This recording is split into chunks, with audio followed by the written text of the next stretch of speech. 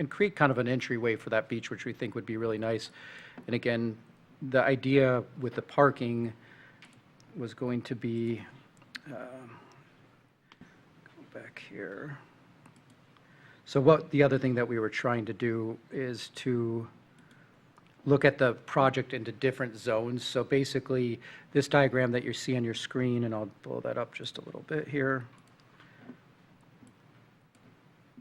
So we were looking at, sorry. So we're looking at breaking the,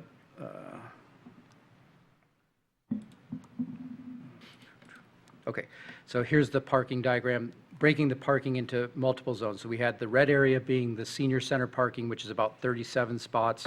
The blue area, we were calling that as the beach parking area, which was about 32 spots. And certainly this parking could be used for either use. So it's not saying it's going to be specifically designated for beach or for senior center, but it was just kind of conceptually how we looked at that.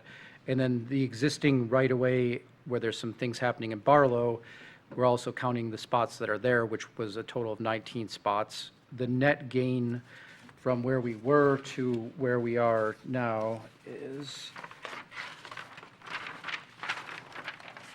so the existing parking that's on site that includes the gravel parking area that's not paved right now, there was currently 65 spaces existing, including that, and we're proposing 69. So we have a net of about 5 additional spots. So it's not like we're doubling the parking or anything crazy. We're just going up incrementally on that. And then Barlow parking actually goes from 20 existing spots to about 19. So, and then the next diagram, we were also just looking at showing kind of activity zones within the site. So the gray area is parking and building, but then we were showing the court sports, whether it's tennis and pickleball combined. We're getting a lot of feedback that most people would rather see fixed pickleball courts, so that's a decision that we'll have to look at and make it, cross that bridge when we get there. Shuffleboard courts again remain, but you can see that by eliminating this parking area here, we're really increasing the green space in the field that you'll get along Front Street. And one of the big objectives that will have to be coordinated with the work that's going to happen is to get that sidewalk off of Front Street. We're not currently trying to say this is exactly what the layout of that sidewalk would be, but the idea would be that we want to give ourselves enough room that we're going to be able to pull that sidewalk off of Front Street, because that's ultimately, I think, everybody's goal for that area of town. And then in general, before I get into the floor plan, I'll just go back out to here. Ray, could you explain what the idea is what was the current thinking of what we're going to do at the end of Barlow?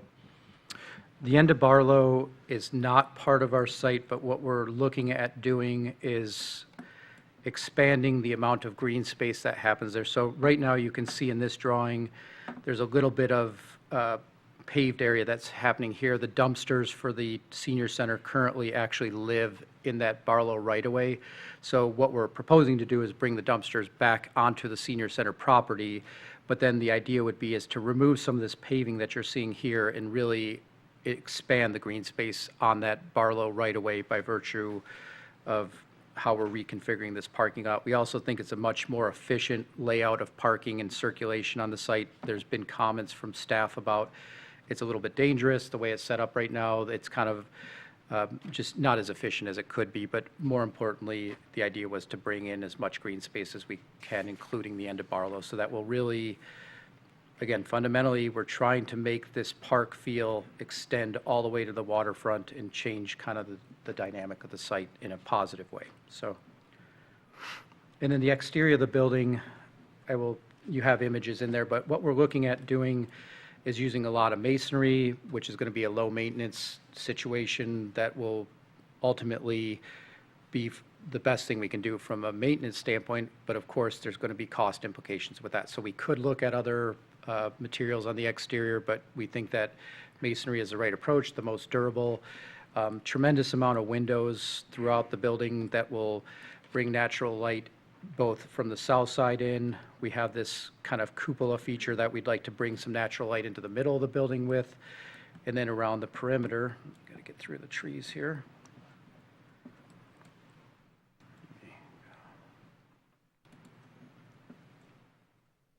So this kind of highlights the covered porch area, which was one of the main things that people did not want to lose. We have not lost that. Lots of windows going into that activity space that's right behind there. And then, really everything that we're doing along the water between the covered porch, the activity space, this gathering space, everything's focused towards the water, and it's really going to bring not only natural light into the space, but views. And I'm going to just jump to the floor plan to be able to walk you through kind of what we're looking at there. Okay, so here's a floor plan drawing that and I'm going to have to just scroll down and we'll look at the spaces. But essentially, as we'd always had envisioned this, the covered patio was kind of the focal point of the building. That's going to still live in that northeast corner, which is that beige space. Behind that, we have what we call the activity lounge, which would be a place for people to play cards, have small group gatherings, different things happening there. In a large area, we're showing kind of a fireplace feature that would be part of that. And then in addition to that nice open space, again, that's focused on the water, there would be a smaller room that could be smaller group activities that could be, closed off acoustically or for privacy purposes in that area there. The dining multi-purpose space is what you're seeing in the yellow. That's going to be for roughly 150 occupants. In the dashed lines that you're seeing are demountable or folding partitions so that that one large room could be broken into 3 smaller rooms. There's a commercial kitchen space right now that's shown in this end here. It has a service access, but it also has direct access in terms of a serving counter and direct access again to be able to use any of the rooms, whether we come out a door here. So even when the space is broken into 3, we'd still be able to serve from that kitchen to all those different spaces if that's how it was going to be set up.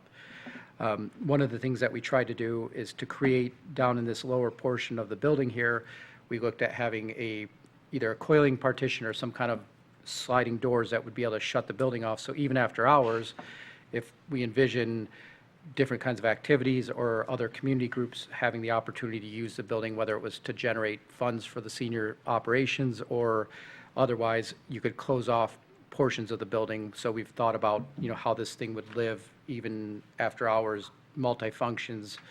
The bathrooms were always located in this area, so we still have public restroom facilities adjacent to all those activity and large gathering spaces, I'm going to call them. And then I mentioned the outdoor toilet space and then the ramp down to the beach. So that's what you're seeing in this area here.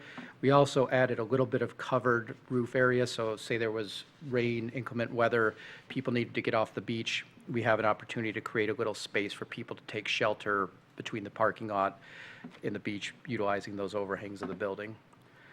The other wing, which is going to be the southwest wing of the building. So when you come in the front door, we have that entry lobby happening. This gray area is the covered drop-off. We did reduce the amount of office space working with county staff to be able to take some square footage out. Overall, from the previous design to the current design, we decreased the heated space by about 1,200 square feet. We did increase the covered spaces that I mentioned, as well as that porte cochere drop-off. Those 2 elements increased by about 800 square feet. So we have a net decrease of a little over 1,000 square feet, but we did increase some different areas. And again, internally, we reduced the amount of office space. We reduced the amount of the consult rooms for whether it be taxes or health types of activities. Did relocate that to be a little bit more private as well. And the idea here is that in the future, if they needed to expand the office space, this storage room and things can be reconfigured to allow some growth for those types of spaces. Down the way here, again, if we had this building closed off, that would happen at this point. We did rework this to be more of a group exercise room is what we're calling this. If anyone's familiar with the YMCA, that was a project we did. There's a studio upstairs that they do Zumba and that kind of stuff that's about the size of that group exercise room. So previously we had 4 smaller rooms that could be joined to create 2 bigger exercise rooms, but it still wasn't going to be that big. So that was another change that we did to make one larger group exercise room. And then we were actually able to still squeeze a little space in doing that. We kept two of these smaller multi-purpose rooms at the bottom. Again, we're showing a folding partition here, and then we were showing some things like clay trap sinks and so forth. So the idea being that maybe this is an area that could be used for art type work. And then having that outdoor covered space here did two things. It allowed these multi-purpose rooms, these smaller ones, to have a covered sort of entryway that people could use for drawing, art, or whatever, depending on the types of classes, but also to get people off the pickleball courts and the shuffleboard courts and give them a sheltered area as well. And additionally, we provided them with storage that was accessible from the outside, a toilet room that was accessible from the outside, and again, these two classrooms would now have some covered outdoor space. And then we did have a couple bathrooms and a janitor's closet down at this end. So this idea of being able to block this off would allow that little portion to also be something that could be used after hours. So say after hour classes or whatever else, we're thinking about, again, really taking advantage and being efficient with how this building would be used. And then just to go back to this outside piece, I would like to just spin that around and show you. So this was that area here that we're talking about just now. We actually did make a quick little modification when we were looking at the 3D to show that we might have the ability to add some horseshoe pits and so forth along this way because of the space that we have. But this would be that covered area, bathroom, access to the classrooms. So moved kind of fast. Happy to take questions and answer any specifics. Okay, can you go through your cost sheet real quick? Certainly. I did go back through the cost sheet, and I feel very confident that looking at certain jobs that we currently have going, I happen to be checking a pay request for the Grand Traverse Regional Land Conservancy headquarters over on 3 Mile. Current job, looked at a lot of the cost comparisons on that job and checked back at what we have. So I do feel very good that the numbers that we're putting out there are real numbers. I know there was some shock to folks. I don't personally get shocked anymore because it's just, as I mentioned at the beginning, that's how it is. And I would also point out that in 8 months, when this is proposed to be bid, we could be looking at a completely different scenario. We don't have over-the-top things. The masonry was certainly a big thing. There's a little bit of dollars there. Metal roofing, there would be some opportunities for savings. But as far as, good insulation, we have that sort of thing covered. But when we get into like geothermal, for example, I pulled the numbers for the geothermal that we're doing at the Conservancy. If we wanted to do a geothermal HVAC system in this project, you could probably add another $600,000 to the costs that we currently have. So it wouldn't be inconceivable to see this be $11 million even by May. So I don't tell people what they want to hear. I'm just telling you what we see. We're doing this. We're in the trenches. These are real numbers. When we presented the numbers back in 2019, everybody was trying to talk to whoever to get the number they wanted to hear. That number was a real number back then. This is a real number today. So we've got the site pegged at about $1.6 million is what we're looking at there. Let me blow this up a little bit. So the site work is aside from the building right now. We see that being about $1.6 million. And we did add some parking previous to, in the original version, we didn't have quite as much parking. We did add a little bit of parking in this version. So we do have that in there. The work on Barlow is not included in here. There is going to be some work that needs to be done on Barlow. Again, it's not on our property. It is city property.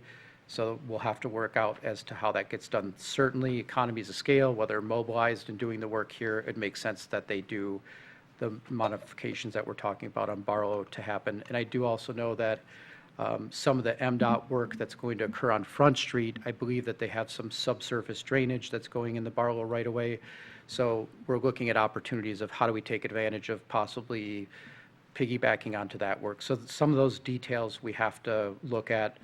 But the main building, we end up with at about $5.46 million is where we're seeing that. And then when you put in things like general conditions would be contractors' costs, so that 18% is essentially realistic number as far as what we see in projects. The bonding cost is about 1%. We don't have a choice to do that with public funds. We're going to, need to have bonds on the project.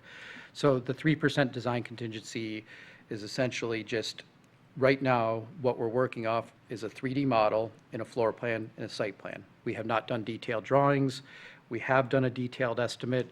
I'm not going to get into that detailed estimate, but to back up these numbers, this was not just throwing square footage costs. We looked at the square footage of the building. We looked at some of those comparable costs on other projects we're working on. So again, this is more than just a square footage estimate, but what happens is as we get into construction drawings and as we get more detail, the more information we have, the better estimates we're going to have. We went through the same process on the Conservancy where we started out with a number, and as we went along, we kept updating that number as we had more information. I envisioned that that would be the exact same process that we would do on this project. After that project was done, what they did is the contractor basically ordered everything right away. That's what we're going to want to do with these types of projects, because I know there's other projects that you all have been involved with where window prices, we see constant changes there. Mechanical equipment, we're seeing constant changes there. So it would be to the benefit of the project and the contractor that they would order stuff as quickly as possible. That's what we had envisioned to happen with that. But in looking at this, excluding the site work, the building cost is about $432 a square foot. So I know people like to latch on to square foot numbers. That's kind of where that ended up. And then we look at that cover drop-off as being potentially somewhere in the realm of $600,000. You have the different breakdown of fees in here, whether it be site engineering, geotechnical surveying. We have to still get a geotechnical report done to see, A, where the water table is for drainage, but also to make sure that we don't have to put pilings in. If we find that we have to put pilings in, again, there's going to be cost involved with that. Hazardous materials, we don't get into. We do have a little bit of money put in there, I think like $25,000 in the estimate to cover some of the potential demo of the existing building and related hazardous materials, but there has been discussions with outside entities regarding the plume of contamination that's coming from the gas station across the street. So we are working through things like that, but that's not our area of expertise, and we're relying on working with Chris Forsyth in Otwell Mobby and some other folks who are looking at those things. We don't anticipate brownfield dollars to be available for this, but possibly for remediation of that. That's something that would have to be looked at because those costs are not included here. Furnishings, we put a 3% number in there. That would give a reasonable amount of money to start with, but if we start getting into AV technology equipment, again, looking at similar projects, you could see another $100,000 needed to cover things like TVs and projectors and screens and that sort of thing. And then the construction contingency is essentially for actually during construction for unforeseen conditions. The nice thing is when you start with a ground-up building, you have less chance of running into things. However, once you get out of the ground, you hopefully get past any hidden foundations and things that you typically run into in these kind of sites that were previously developed. And we like to see those costs in reality be more like 1% to 2%. If we can do really good drawings and kind of keep things that way, it tends to keep that 5% down, but we're going to use 5% typically as a construction contingency number. So questions?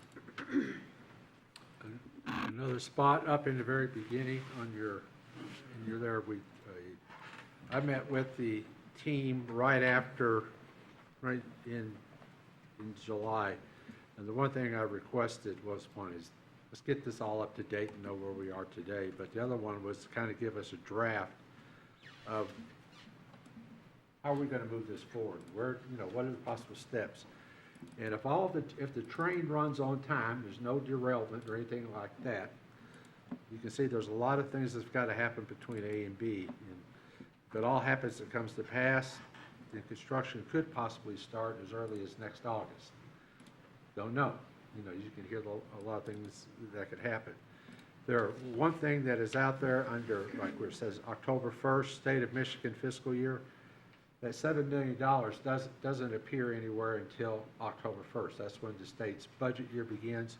We do know, one thing we do know, that it's going to be, it will be inside the Michigan Economic Development Corporation's budget to handle that And we'll be working with them about how the cash flow is going to take place. So at least we know what agency is going to handle it and who will have to work through, the city will have to work through it. Biggest thing is, I think, is going to be the cash flow, but that's what staff will work on and get out. The other one big item is not on here is October the 8th. That is the election day, isn't it? No, November the 8th? Well, that's when the senior center millages are on the ballot for renewal. And, you know, a lot of this happens that if there's not an operation budget that comes about, a lot of this may have to be rethought, reconsidered, or how we're going to move forward from there. I'm not saying that it won't happen. I'm just saying that's another milestone that's got to be done. So with that, this is what I was looking for to say, if everything were to run well, what could be? So. And could I piggyback onto that, just as far as schedule goes? The 21st of October would be the PUD application deadline. That was our intent, was to try to get, you know, this site plan as shown right now, presented to or put in as a PUD. That process, as you all know, will take several months to get through. So they had planned on a PUD application date of the 21st, introduction to the Planning Commission on November 1st, and then the public hearing at the Planning Commission on December 6th, and then City Commission public hearing on the 1st, or January 9th. So just to keep this process flowing, that was the idea. After we receive that PUD, then the plan would be to go ahead and go into full construction documents, basically January through April of 2023, and then put it out for bids through May. We wanted to start construction in an ideal world after the Cherry Festival, which was the goal, so that essentially they could mobilize, you know, the beginning of August and get things moving. So that's kind of the perfect world scenario. And then one last thing that I would add is the question always comes up, what was the existing square footage? The existing building is about 5,783 square feet. And if you take the area under roof, we're now approaching 17,444, so we're almost tripling the size of the building from where it exists today. So. Any questions?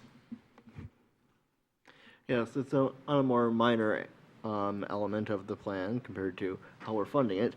But in the landscaping, I understand that the trees currently to the north of the tennis courts are largely black locust, and that for the new building, an unobstructed view of the beach might be more preferable to having shade, and it is the north-facing side, so shade can be accomplished through canopies more easily. Would it be possible to incorporate more trees or future canopy cover in the islands of the parking lot areas that is currently covered by the existing building footprint and where some trees will be removed?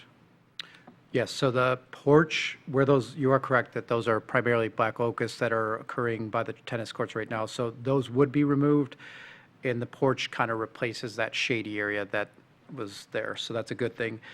As you move across to the west side of the property, these trees in what's existing would not be touched there. There maybe was one tree that was additional to our previous assessment that we had done. And then the trees that are happening on the front side of the property would remain as well. We have a lot of opportunity to introduce more trees in this location of this old parking lot, so that would be a positive thing.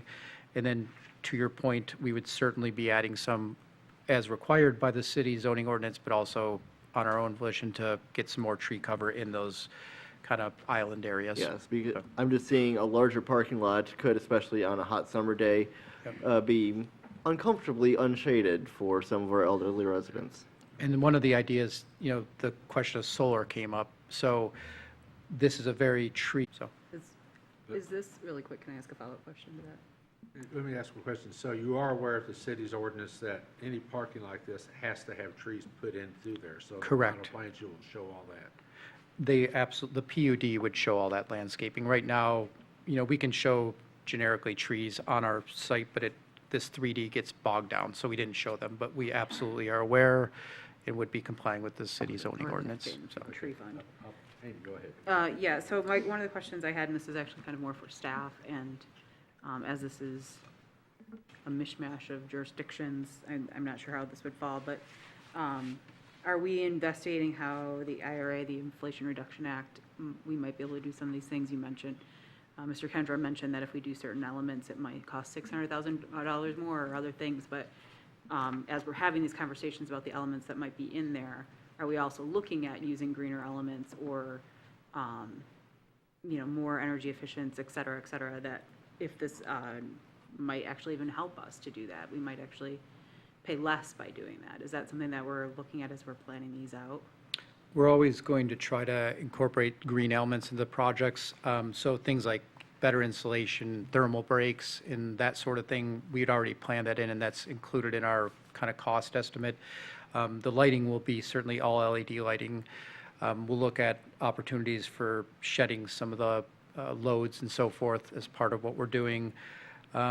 We are going to meet with the green team, I think this week or next week. I have a meeting with Light and Power as well to just talk about what opportunities we have. So we're exploring all those options certainly. And it might be that, again, we're big on doing alternates when we bid projects because it's nice to be able to know what things really cost. So, geothermal might be an alternate. And we look at it and say, okay, we know it's going to be, like for the Conservancy project, the geothermal, just the drilling portion of that was like $225,000.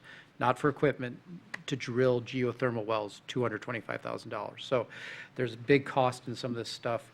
The other thing that we anticipate doing is running energy models and trying to say, okay, where are we going to be from a usage standpoint and try to get an idea for projected costs. We'll look really hard on that building, on the Conservancy building, because we did run some pretty comprehensive energy models, and we're going to be really curious to see how that pans out as to how much energy is actually used. So we'll, continue to build our information from there. So. Go ahead, Tim. A follow on to that, because that was my note down here too, is the Inflation Reduction Act money. It's my understanding there's lots of money. It'll be hard to use it fast enough as a community in all sorts of different ways. And I would encourage you to reach out to experts in our community.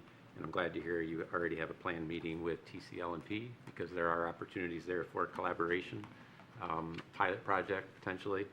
And as far as ground source heat pump, we currently, this commission, have a statement that says to view all our goals and actions through the lens of climate impact. And a previous city commission with the previous mayor had a mid-century carbon neutral target. And the current green team has been working on interim targets, because mid-century is like, well, what's that? We're all going to be dead by then. So interim goals, and one of those interim goals is building electrification. And a policy very well could be coming forward in the coming weeks. So you might be required to electrify the building with ground source heat pump. But I'm fully confident there's monies available out there, especially if you're combining it with, as you've already described, different insulation techniques, thermal breaks, et cetera. And so I would encourage you to work with members of the community. Absolutely. Yes. A couple of things. I've initiated started communications with the county in regard to start talking through different options with the funding. As we know, the new numbers came out above the appropriation from the state legislature. So we've just started those discussions. The second part is, a while back, I had connected Executive Director Ekron and Jacob Hardy to Mr. Kendra to start having discussions. They discussed the possibility of having a pilot project. I believe you've already had conversations with them. That was the meeting I was referencing that's to happen in the next Okay, week or so. all right. So. So I'd asked them to connect so that we can take a look at our potential with pilot projects. But I think the first thing is to get through the next big step for us is to get through the PUD process. Then all the rest you could be working on before you start your actual design work, correct? Is that That what I'm was the understanding? prudent approach that we felt that was the right thing to do, correct. And then we also will be presenting this to the county board on October 5th. So a similar presentation to what we're giving you will happen on October 5th. So. Also, I do like the idea that if we can, and we can work at it, and in that this project won't be ending until the end of if we start in 2023, it won't be completed until sometime in '24. But at least we can also budget for our part at the end of Barlow Street, how we take out blacktop and do something different there instead of what's there now. So, so that's an idea out that it'd be helpful if you give us, I know it's not part of it, if you can throw in some stuff there, what ifs, and that way you can go to staff to see what we can do, but to make it more part of the beach than what we've got now. So, any other questions? Yes, ma'am. Yeah, thanks for the presentation. I believe it was in 2019 or maybe 20 that we talked about accessibility to the beach from both the building and the parking lot. Correct. And I don't really see that in the drawings, so can you speak to what kind of accessibility elements are there? It is on there as far as we're showing a ramp area, a covered ramp actually, that would take you down to the beach. And then there would additionally be at grade work that would happen. So we're showing just a stub of kind of an access point there, but I think the intent would be to make that a handicap accessible space. But the main one that we're showing is here, that would take people from the beach to the bathrooms with a ramp. And then we also have shown ramps on the, off this porch area, and we're showing a ramp there as well as stairways. So we certainly are thinking about that very much so. I And then see those, but then how do you get from there to where you really want to go? I guess that's the question. And maybe Penny can speak to this because she's our Actually, I accessibility. can. With this, the staff has had discussions in regard to having the mats that are ADA that allow you to get across the sand.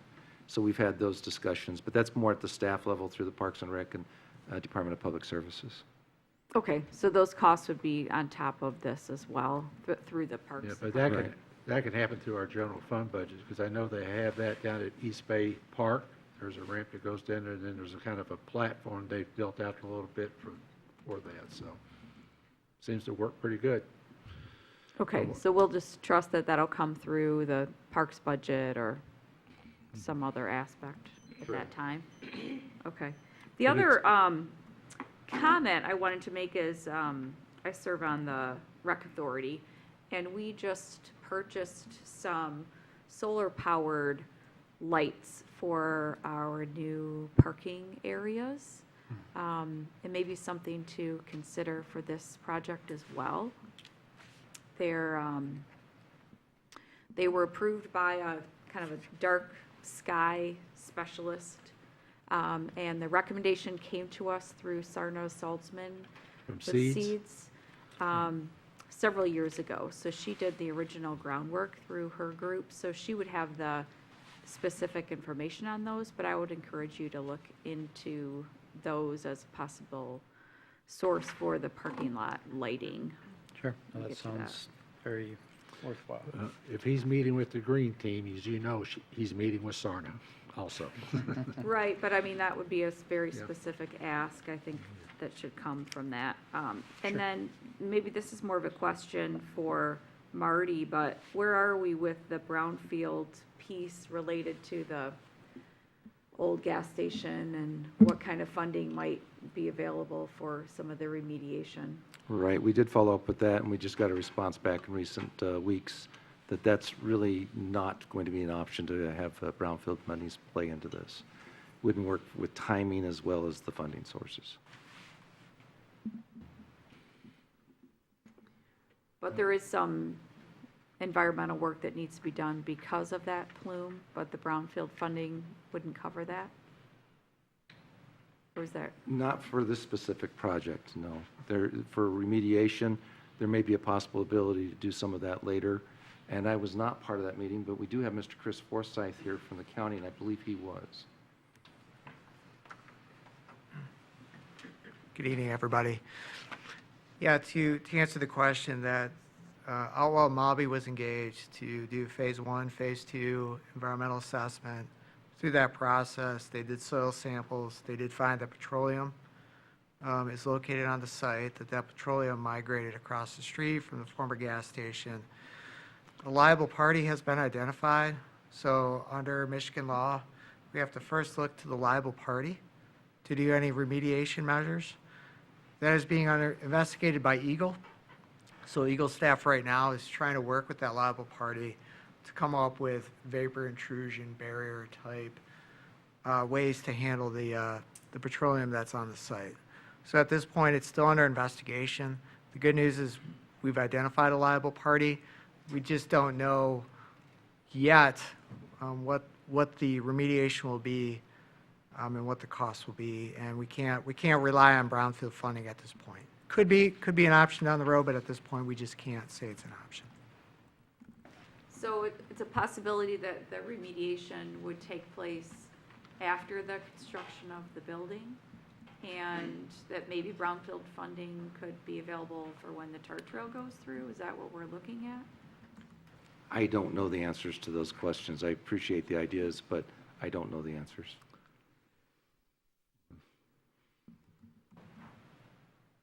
Okay.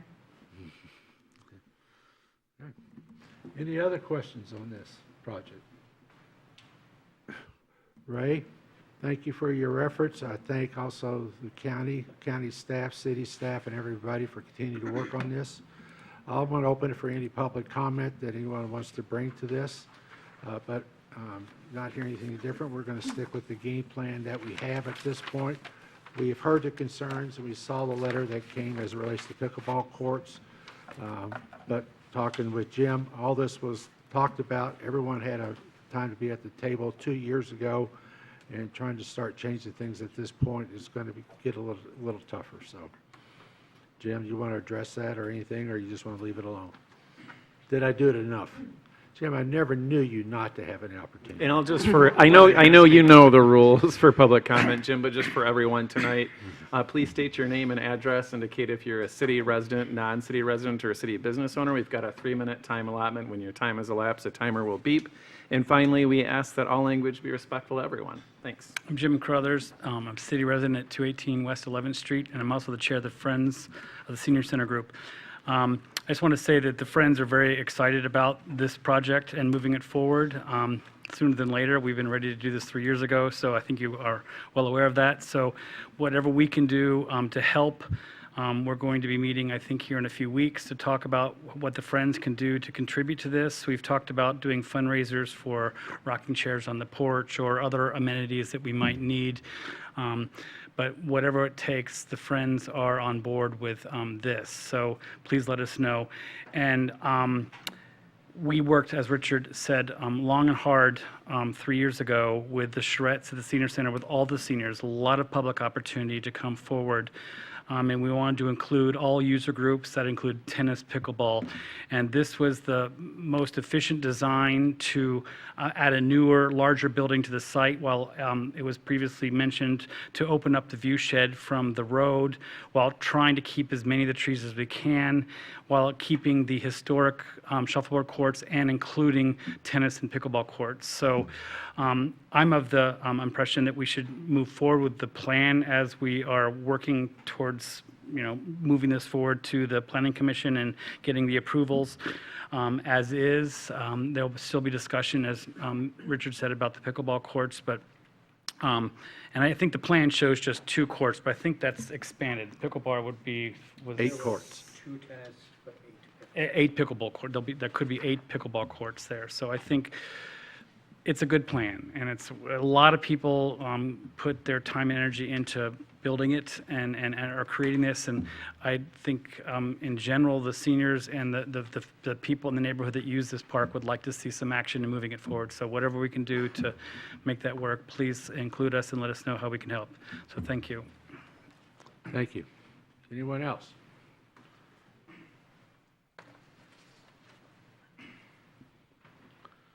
Hi, Marcia Burrell. I live on Old Mission. And one thing I need to do is to work with other people, trying to convince them to do things. So I would just like some information on the green roofs. And I'm fine with where the parking and everything is, but I need to sell it to other people.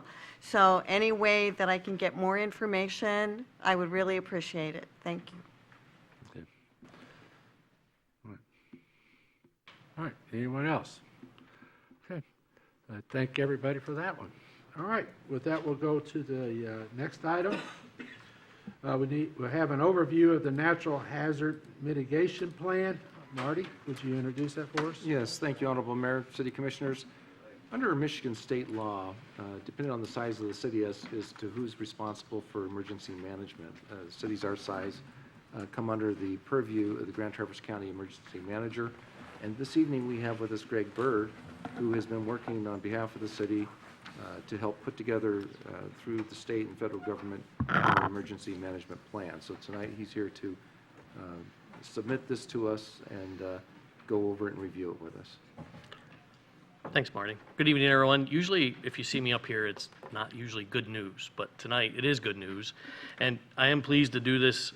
September is National Emergency Preparedness Month, so this is fitting to bring the plan up in front of you. And I tried to be as concise but also descriptive as I could in the overview of the plan and the process and the purpose of it in your packets for this evening. The plan was formally adopted by FEMA and the county commissioners, which is a procedural step. This plan is not so much a let's tell everybody how to do it, other than it's a functional overview dealing with the natural hazards that we are susceptible to having here. This plan doesn't go into technological or man-made hazards. It's strictly the natural hazards of it. It's a 5-year cyclical plan. It was due for renewal in 2020, but that little pesky COVID thing kind of delayed all the processes. So that's why we're here now. Lots of good city participation from city staff in this process. It was an 18 to 20 month process. Lots of public meetings, information, input, ideas. We took the last plan that was 15 to 20. We took those goals and priorities and projects in there, and I'll just highlight that 2 of the main ones in there to help alleviate the flooding risk and also the danger risk was the removals of, actually in that plan it was still mentioned for Brownbridge, but the 2 and 3 dams that we removed to remediate that flooding risk on our Boardman River. Flooding risk still remains. Unfortunately, city proper is more susceptible to that. In the Kids Creek area, we know when we had the high lake levels, we had a lot of problems with flooding in that area, the west side of town, and also downtown. So we've identified those projects. Lots of participation. The other important part of this plan is there is a annual FEMA pre-disaster mitigation grant program. It's a competitive process. It's very tedious, very long, and there's a new grant program that started last year called the Building Resilient Infrastructure and Communities, or BRIC for short. This plan and what's in this plan weighs heavily on a jurisdiction's ability to even apply for that competitive grant cycle. Through this process and even before it, knowing that Frank Deturi and Art Kruger, there are some pretty extensive projects within the city proper that they would love to apply for this and coming years' grant projects to potentially significantly upgrade and fix some infrastructure problems. So I could go on and on with the process. I could go on and on with the contents of this plan. It's a procedural issue on your part. I can recommend that you adopt it, but it's your decision to adopt it. It's been adopted perennially by the city. Lots of input in it, lots of consideration. Out of our goals, every single priority area and goal has an impact on the city and a consideration on mitigation strategies of either eliminating or limiting the amount of damage that a natural hazard could do to the city proper. So with that, I'll open up for any questions or comments. I guess the question I have, by adopting this plan, the city would be available or made available to us that we would receive FEMA funds if needed. You would be available to complete the process to be considered for being awarded those FEMA funds pre-disaster. This, I need a flow chart for that one. I'm speaking in federal government speak. Nothing is guaranteed. Okay. This plan used to affect post-disaster mitigation monies. If we had a disaster and we needed help, say, rebuilding a neighborhood, it doesn't affect that anymore. It's all pre-disaster, and that building resilient infrastructure communities was put in place to identify replacing and helping replace some of that infrastructure, Okay. wastewater, water lines, those sorts of things. Okay. But like you said, adopting the plan or being a part of the plan, which we are through the county, but adopting it puts us in line that we could be considered for those. That's correct. Even if the county adopted the plan, which they did, and the example was last year, you were ready to put in for some grant programs, some grant projects under this program, because we did not have a current plan, and if your jurisdiction doesn't adopt it, you're not eligible to apply for those grants. Okay. So the next step is to go ahead and put this on our agenda and get it adopted. Yes, sir. Mr. Marentat has the language. It's a very brief, basic template. Doesn't have to be anything colorful. You don't have to invent your own wording. FEMA does that for us, and it just has to be adopted. It has to be filed through my office. It gets sent to the State Police Emergency Management Division, who sends it to FEMA, and usually within 10 to 14 days, there's a nice, pretty letter from FEMA saying that City of Traverse City has adopted the Natural Hazard Mitigation Plan. As I was thumbing through, there's a lot of statistical data in here of a lot of different,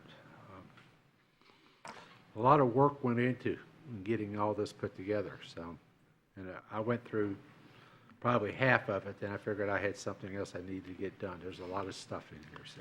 It is very technical. It's more geared toward planning considerations and project managers for high technical projects. However, the very basic principles of it is we have to assess what the natural hazards are that affect us. I came from the East Coast. Hurricanes was a big hazard. That's not a consideration for us here. However, windstorms, tornadoes, severe winter weather, we do snow well, but snow, negative double digits, and lose utilities, that's life-threatening. So those are the considerations that go into ranking our natural hazards and then assigning the priorities of how we can limit the impacts of those hazards. Okay, thank you. Any questions? Mr. Treadwell? Yes, I've got a number of concerns, so I'll start with some of the simpler ones. When this is submitted for adoption, say next week, can you update the maps that you included so that they're actually readable? The ones included in the packet were fairly low resolution, and I can infer what it says, but most of the text is pixelated to an extent that is not particularly visible.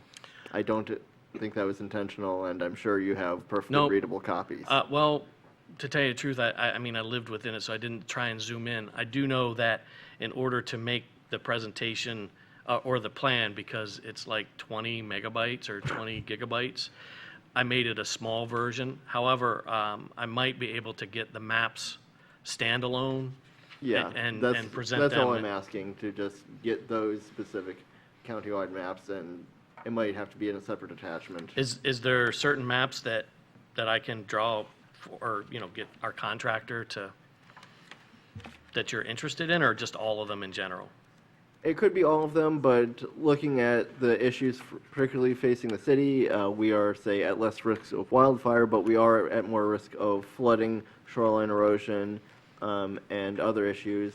Like, there is a nice map showing undersized culverts or bridges in poor condition that would be useful to be able to look at specifically what culverts are rated at what capacity relative to need and where they are, but the map presented is hard to read. Okay, I'm not sure we went into the detail because it's not our job to grade the condition of the culverts and the bridges.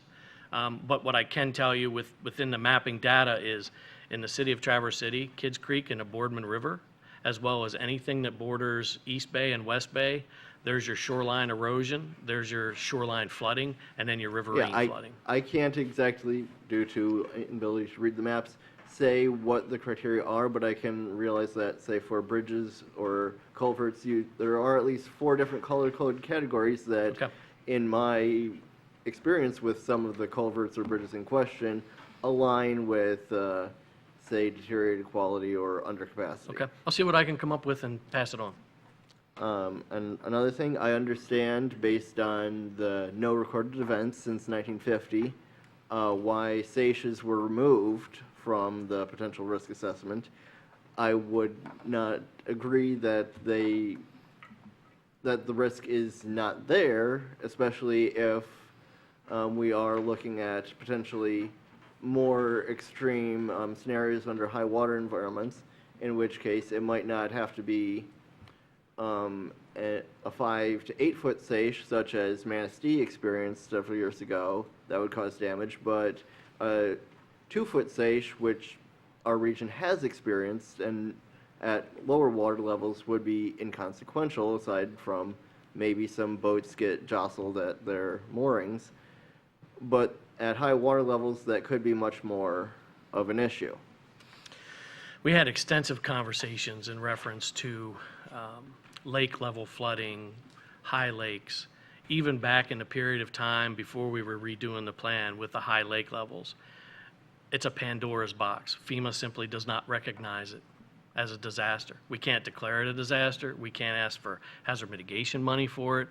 It's just not in there. Saches is linked within flooding for coastal flooding. So we felt confident by hitting the coastal flooding and that our rivers being attached to our bays in Lake Michigan, that we covered that ability for SACE within the coastal flooding hazard without having to single out just that one hazard.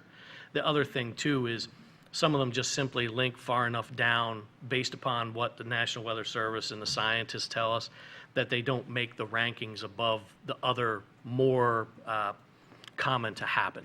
It doesn't mean that we don't plan for something like a SACE, especially when it happened in Manistee.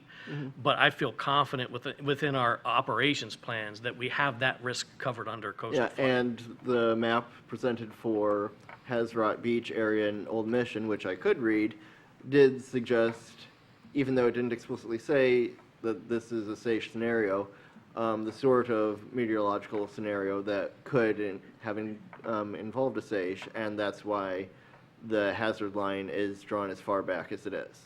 Yes, sir. On this is perhaps a related note, but I see nothing about an ice shove, which hasn't been an issue in Traverse City. Acme had a relatively small one several years back, but even though there isn't much historical record of it on Grand Traverse Bay, given that we are looking at lesser ice cover and less consolidated ice cover, it would seem prudent to assess the risk of that as increasing, especially if at a time of less consolidated ice or ice breakup in February or March, we get strong north winds that could cause that ice to pile up on our shorelines with significant force. Yeah, and again, it was talked about in along with the shoreline erosion, that the danger of that would be more of the shoreline erosion. If you look at some of the other areas that have a lot of, like in Roscommon County where they had it and actually endangered structures, Yes. we simply don't have the high risk here, again, to make it in one of the top 5 or 6 priorities. Okay. So, Yeah, and I understand that you're looking at priorities countywide, and though that might be a higher risk for, say, the city than a wildfire, wildfires in other parts of the county would be a significantly higher risk. but it's based upon acreage, it's based upon threat, it's based upon the Economic hazard damage. matrix. Right. And even within the city, we don't have necessarily miles and miles of acreage, but if you have a wildfire that goes through the pines in the state hospital grounds, that could be a conflagration or a disaster that would fit within. And we have had those. Yes, yeah. So you're right, it is a county plan and it's overarching. The art to it and sort of some of the things where you're, I don't want to say always wrong, but you don't always include everything, is that balance of including every jurisdiction and their threats and need, which is why every municipality has a say and a lot of input within what goes in this plan. And then on note going from your shoulders more to ours, in the mitigation strategies portion, it references specific actions for the city to take, such as passing our riparian buffer ordinance and taking other measures to more adequately address and manage our stormwater. Do we have, by adopting this, a commitment to pass those within a certain time frame? You only have the commitment from what your staff reported at the meetings. So that comes directly out of staff of an effort of what they're going to continue to do to carry on these strategies and priorities. So we're not putting this on you. It's what your input was of what we're going to do, but there's no time frames. But we can still use it as further impetus to prioritize it ourselves. And some of these priorities and goals in here were carryovers from what we didn't complete from the 15 to 20. So nothing says that everything is in here that we're going to complete it in 5 years. But what they want to do is they want to see effort of the things that we're doing to minimize risk and damage. So we're putting we tried to put some things in here that we know is already in the works. Like we know there's already in the works for improvements at Front Street and the water and sewer line down there. We tried to put those things in of things that jurisdictional we're doing on our own as a hint, but we need help with these projects. And the balance is being able to put it in here and then justify that in grant applications and other funding applications in order to leverage that. Any other questions? Yes, ma'am. Thank you. It was mentioned several times in here that the Union Street Dam is a high hazard area. Can you extrapolate on that or what that term means? It's basically the states and the federal dam safety organization. It's their classification and the last number of inspections, it's their finding. So that's not something we came up with. That was data we had from the dam inspections that we pulled from those reports and put in here. Great, thank you. If I may, as a follow-up, that's why we've brought in the additional sensor devices that we've got that engineering firm, and they're checking that on a regular basis. Staff actually goes down there and monitors daily, makes reports to continue to diligently check and watch that particular dam. Can I just make a very fine point? So a high hazard dam, the definition of that is actually that it's in a location where if it were to fail, it would be a high likelihood of high damage in human life. The rating is a different thing of the dam. So it is a high hazard dam just by virtue of where it is. It's rated as poor currently by the dam safety unit. And knowing that there was plans to either remediate that of some way, we put that in here as well as saying there are plans, because who knows? If it's in the plan, no matter what you do to that dam, whether it's a fish pass, whether it's something else to remediate or update, that's still a mitigation strategy. So it's the last really remaining high hazard dam because it's right downtown in our jurisdiction. So we would have really failed on the basic measures of identifying that hazard if we didn't include that. Anybody else? Yes, I don't know how much this actually goes into your disaster planning, but I am curious how much you look at not just the record of what has happened, but the record of what could happen. I'm not necessarily saying trying to craft up perfect storm scenarios, but just looking at the record of where things have happened and where other things may be likely to happen. Like the derecho that hit on October 2nd, 2015, I'm sure all of us know exactly where we were when that happened. That affected, say, Glen Arbor, more the east side of Traverse City and East Bay, and then out along the south end of Elk Lake and Lake Skagmog. That's not going to happen in, say, Kingsley, because it doesn't have, or, well, it could, but the risk of it happening in Kingsley is less.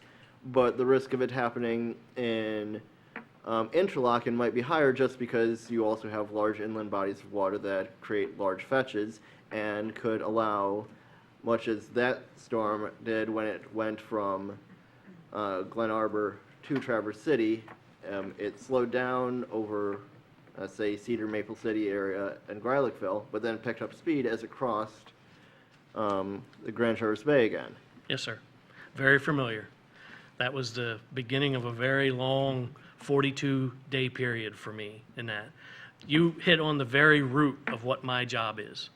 In fact, if Chief Tuller would be here, he'd be cringing right now because I can't tell you the amount of time that he says, Greg, stop saying that.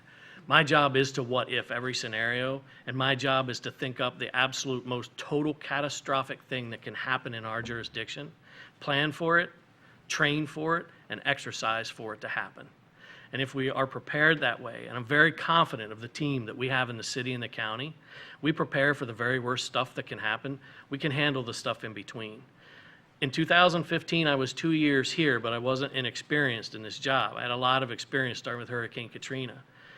The team was very inexperienced because that was the most detrimental disaster that we had ever had affect this area of the county or this area of northern Michigan. They handled it very well. We recovered quickly from that because of the strength of the team. We worked 24/7 for 40-some straight days. At the same time of protecting and recognizing there were parts of the county and the city that was relying on August tourism dollars that we didn't shut down. And in fact promoted that we were still open for business, but we were recovering as well. That's what we do. It's what I do on a daily basis. Any number of the staff that I work with and even the mayor, we've had conversations. That stuff that keeps me up at night. And it is. They say that we don't have any more than a Category 2 or an EF2 tornado in northern Michigan. What do we just have in Gaylord? Been an EF3. So what they say, okay, I'll take it under consideration. But what we plan for is the worst. We have to. So, and I appreciate your comments with that, but that's the very root of what I do. And like as a similar example, when Superstorm Sandy, we didn't hit, that wasn't the actual hurricane, and winds here, unlike the derecho that actually gave us 45 minutes of hurricane force winds. Correct. Superstorm Sandy, when it pushed an existing storm back on us, we got winds of 55 miles an hour, which, yes, they're strong, but they're not outside of the range of possibility. They happened, for the city's standpoint, to come from a very inconvenient direction, that being due north. They gave you a storm surge and catastrophic flooding on the East Coast and New York area. Absolutely. Yeah. And I would say, similar to Hurricane Fiona hitting Canada right now, yes, Atlantic Canada has for centuries endured strong storms, but that had unusually strong storms hitting portions of Canada, especially on the Gulf of St. Lawrence, that might get winds and might get rain, but they don't have storms to that effect. Certainly. Okay. Well, I think you all have given us plenty of examples of what he stays awake nights worrying over, and I'm glad it's him. I had my nights too, but I didn't worry about that, so thank you. Okay, so we'll see this on our agenda for approval so that at least we can be eligible, whether we get anything or not. It just gives us another tool in the toolbox to work toward things. Thank you. All right, thank you very much for being here. It's appreciated. Okay, Mr. Byrd, thank you for your efforts. And I see you're still sitting in a corner trying to hide, but we knew where you were. Thank you. Thank you, Mayor. Pleasure. Next, we have an update regarding the Madison and Jefferson construction project. Mr. Colburn? Yes, thank you, Honorable Mayor and City Commissioners. As you may recall, through the budget process as well as the capital improvements plan, that we've been working on the Madison and Jefferson reconstruction project, in which a number of blocks on those two streets are looking at a total reconstruct. We have this evening also prepared a report from the engineering department, the city engineer, Mr. Zach Cole, who is their PE with the city, is here to explain the process we're following and the work that we're looking at conducting. Thank you for having me here tonight. The process in which we're following today is piggybacking on what we have started with the Planning Commission and how it has fulfilled through the Planning Commission to where we are today. The design which we're working on is the Traverse City Streets Design Manual, where our Madison and Jefferson, the two streets are combined in the same jurisdiction, which is an intercity street. And then we're also following this with the complete street mobility focus, so bikes, pedestrians, and traffic. We're focused on a 6% reduction in hard surface for this new plan compared to the existing street. The street for Madison is getting narrowed from 32.5 to 30 feet. Jefferson from 31.5 to 29 feet. And then our narrow intersections on Madison are moving down to 27-foot crossings. These are all face of curb to face of curb. The long blocks of Madison are going to see tabletops in the middle of those blocks to reduce the excessive speeds that could result from these long blocks. Also, we're adding sidewalks on the north side of Jefferson per our master plan. And then we are reducing parking on the west side of Madison for mobility reasons as well. For utilities, we're looking at water main upgrades. Water main sizes are going to increase from 4 and 6-inch water mains today to 8-inch when this project is complete. We're going to replace approximately 15 galvanized services in this project as well to compliant with our EGLE requirements. And then we're also adding an 8-inch water main from Elmwood to Monroe on Jefferson. This is for the reliability study. We're also looking at sanitary upgrades, which are pretty typical throughout the city. When we do a complete street reconstruction, we're doing manholes, sewer mains, and sewer Ys and sewer services, and then constructing everything outside the curb lines. So we're eliminating the need for getting back into the street, hopefully. We're also looking at replacing the existing stream culverts that are flowing underneath Randolph and Madison. So there is currently a 30-inch pipe carrying the initial stream with a 24-inch overflow on the east side. So there's currently 2 carrier pipes, one in a flood instance and the other one as standard flow. We're going to eliminate those and go back into an EGLE requirement, which is edge of stream bank to edge of stream bank elliptical pipe.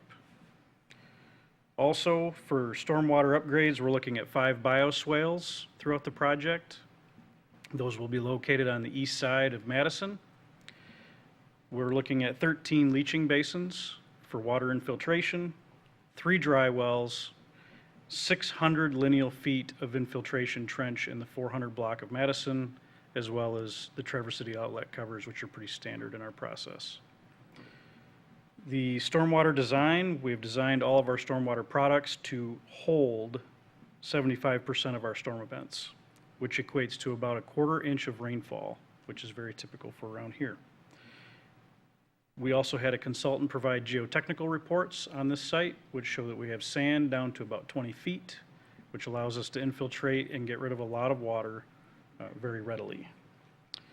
The project is slated to start the spring of 2023. That will hopefully commence in the fall of 23, but we are also held by all of our product problems that exist. And so ductile iron pipe is about a year out. Castings are about a year out. We do have some local suppliers who are trying to help with that. But as it stands, we'd like to get this on the market because the longer we wait, the more it costs. And then we have this project slated for 2 phases for 2 reasons. One, if this ends up going in the fall of 23 and rolls into the spring of 24, we have this project broke up into 2 pieces.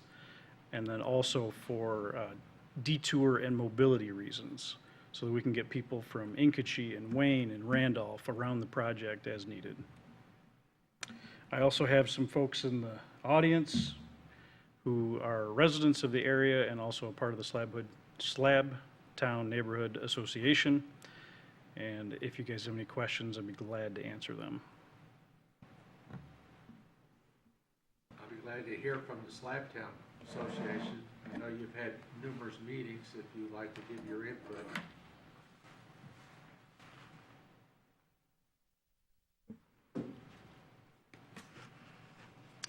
My name is Sam Shore, and I'm a resident of the city at 432 North Madison. And I want to thank you, Mayor and Commissioners, for this opportunity to comment. We have, as an association, I'm the president of that association, and we've convened several meetings around this topic and have had the good fortune to have Mr. Cole, Mr. Winter, and other engineering staff sit down and go through all the details, and we've grilled them pretty hard about what they're planning to do and have been impressed with some of the features and their amenability to really looking at those and go, does that work for us? And so they've listened to a lot of residents around some of the issues that we deal with.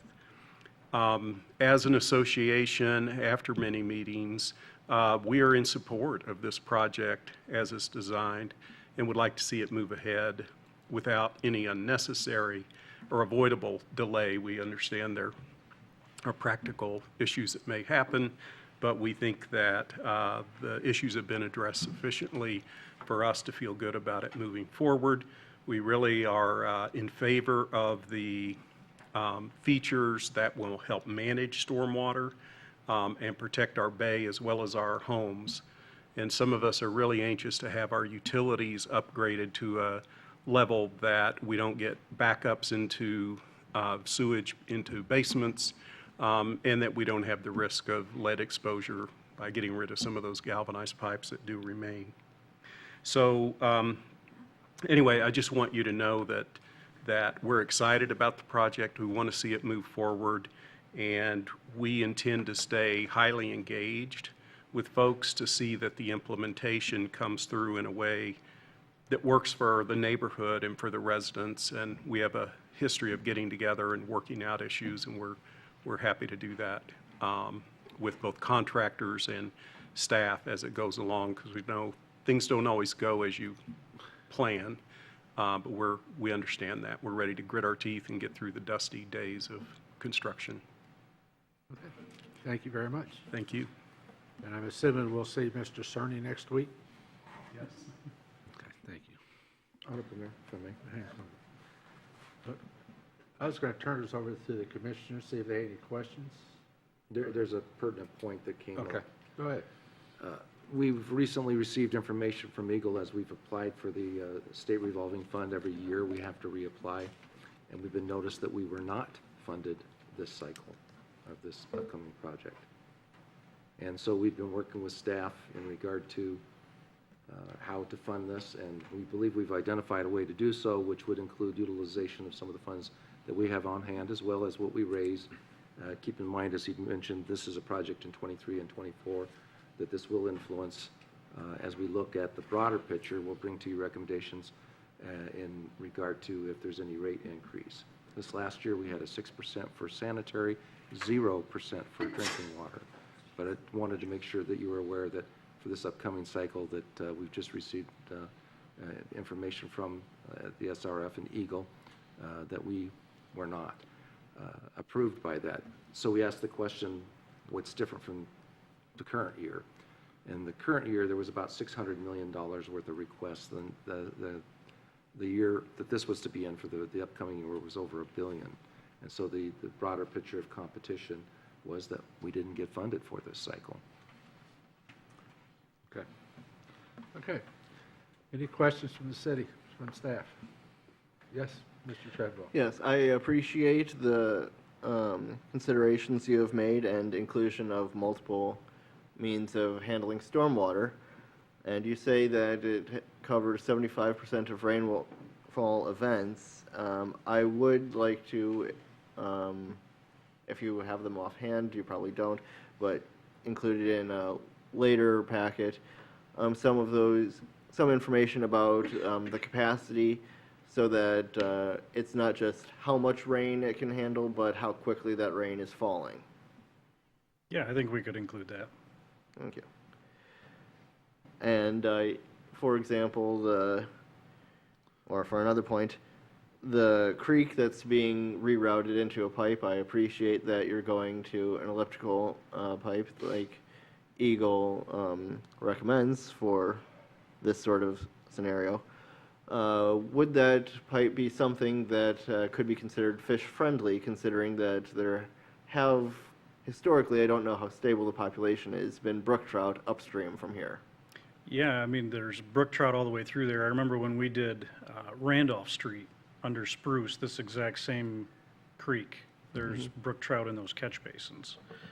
Same ordeal. You have a natural bottom is what it's going to allow for, with reaching the outer edges of those banks within the pipe. Thank you. Yes, ma'am. Just a quick question. I'm trying to remember what the possible date is for the Grandview Parkway, the west section renovation that's up toward, the M72. Bay Street, that area? Yeah, what's the date on that? 2025. Yeah, 2025? 25. assuming they don't have a delay of a year due to materials or something. Okay.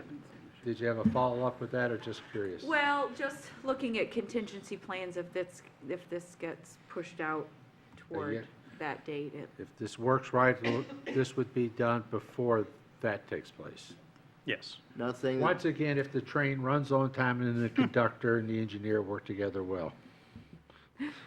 yes, it may be good to look at some plans Yes. for that prospective intersection of closures, because if we're a year out for some of those materials, even, yeah, so. I think that's why they're suggesting we move as quickly as we can to get an RFP out and get someone that, because that's all, you're gonna have to have a completion date way out there, because you've got to plan for that. So the Yes. sooner we get, if I heard you right, the sooner you get somebody on board, they could start ordering, knowing this is a long, okay, Yes. what I thought I heard. Now, there's additional caveats. We do have local suppliers that are ordering materials as we speak, but the prices will not be known until the material's delivered.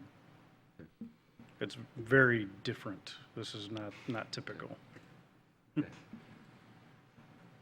Different world. Yes, sir. So I'll start by repeating myself from earlier, that in our goals and objectives, we have a statement that we're to view all our goals and actions through the lens of climate impact. And I guess my first question then is there a design speed for Madison in this project? I think the city is itself, the design speed is typically 25 miles an hour, but most of our streets don't see a typical 25 miles an hour. The inner city streets. So my understanding from what I can read about complete streets is design speeds should be considerably less than what you want the posted speed limit to be, because you want people to actually go slower.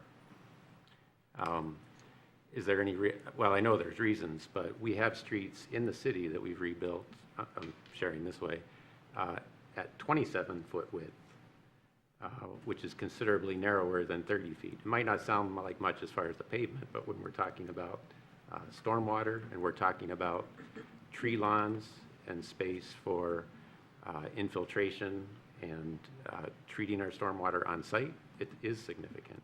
If we take a tree lawn from, say, 6 feet to 9 feet,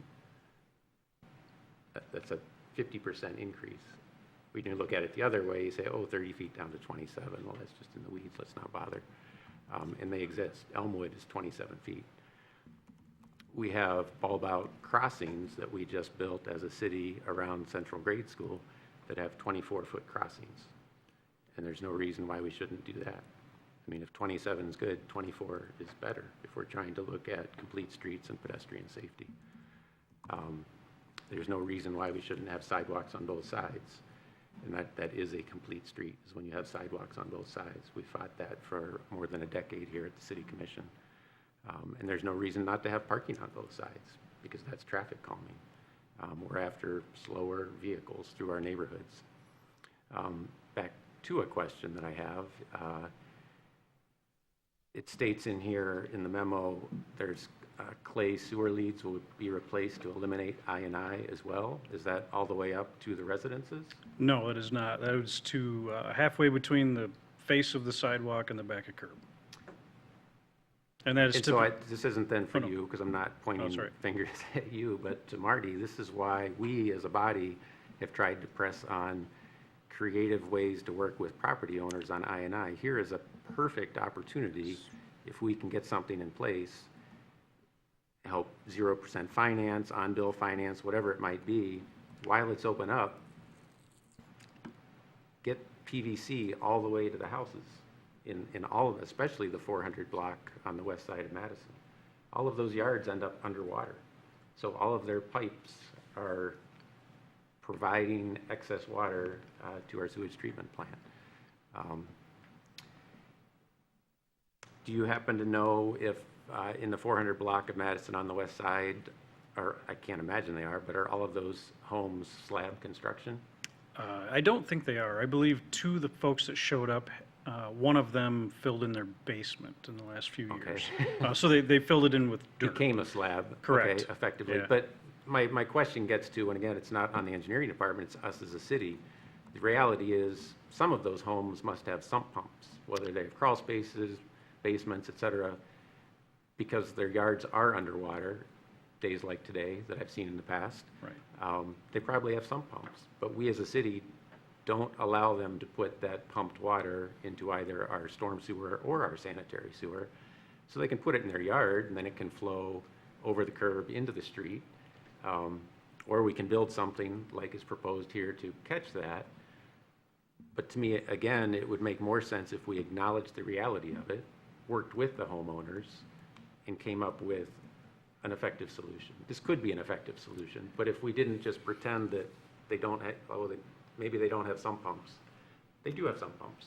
Let's work with them. Let's come up with something that works for them and that works for us as a city. Again, that's not on you in the engineering department, that's on us as a city and a community. If I may speak to the one item.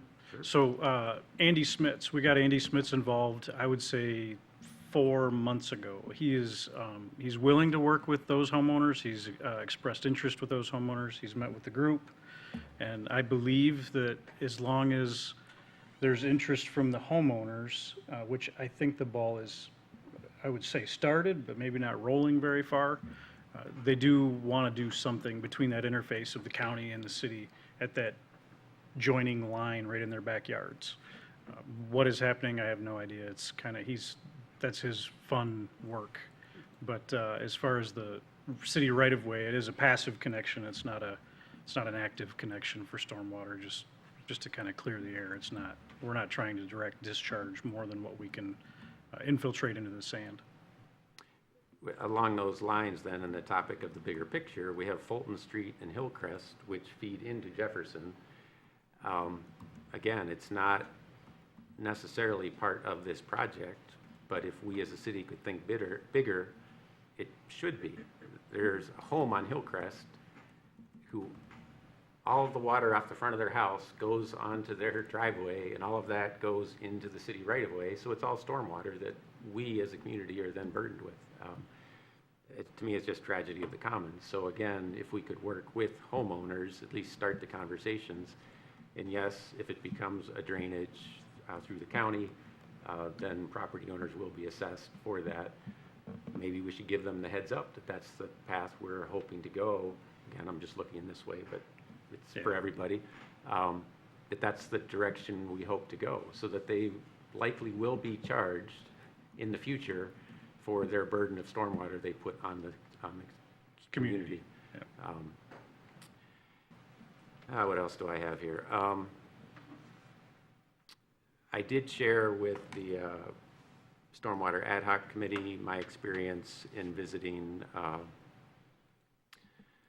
New Haven, Connecticut, talking with a city engineer there in their bioswales. They have quite an extensive implementation program, close to 200 bioswales installed, well-engineered, fairly low-tech, low-cost, and hopefully we'll have more discussions at the ad hoc about that. But the bioswales and many of the other bioswales I've looked into, there's flow through. It's not just a ditch on the side of the street, if you will. It's what sets it apart from, say, a rain garden, which is more than a ditch if it looks nice, but there's actually a flow direction, an inlet, and in this case, they're gabions, which are rock-filled baskets at the far end. So once it flows through, there's essentially an outlet, which is the infiltration down deeper into the ground and to access the sand that was mentioned. So there are well-engineered, low-tech approaches. They don't have to be just ditches on the side. And at some of the public outreach that was at least held, city staff was sharing with the public that the public will be required to maintain bioswales, which is a decision that needs to be made at this level. We, as a city commission and prior city commissions, have dedicated hundreds of thousands of dollars to maintaining flower beds and gardens on traffic islands for MDOT. Certainly, we could at least think about what we prioritize and where we want monies to go. If we can spend that much money there in the maintenance, manual labor, it's at least worthy of the discussion of can we maintain bioswales in our neighborhoods for our citizens. As far as the infrastructure, I acknowledge that that's a step in a positive direction, but we could do much better if we went to more green infrastructure, less gray infrastructure. The EPA defines green infrastructure as the range of measures that use plant or soil systems, permeable pavement or other permeable surfaces or substrates, stormwater harvest and reuse or landscaping to store, infiltrate, or evapotranspirate stormwater and reduce flows to sewer systems or surface waters. So the idea is with green is we're trying to use nature. Yes, in a box in the ground, there will be microorganisms which are part of nature, but when the public looks at it, a green solution is usually has an appearance of being to the surface, and it's working with Mother Nature more than just microorganisms in a box in the ground. So there's more we can do, and I've railed against this in the past, that this is essentially a kickoff project and could set a positive example for what's possible for treating stormwater for other projects in the city. And that's what gets me to spend time on it like this. And then finally, I think my last comments, you'll be all happy to hear, that it's my last, not what the comment is I believe that Stormwater Ad Hoc was tasked previously with coming up with an RFP for green approach for this project, which is a difficult task for 3 citizen volunteers without staff support. But I do have a conversation going with Tetra Tech from downstate,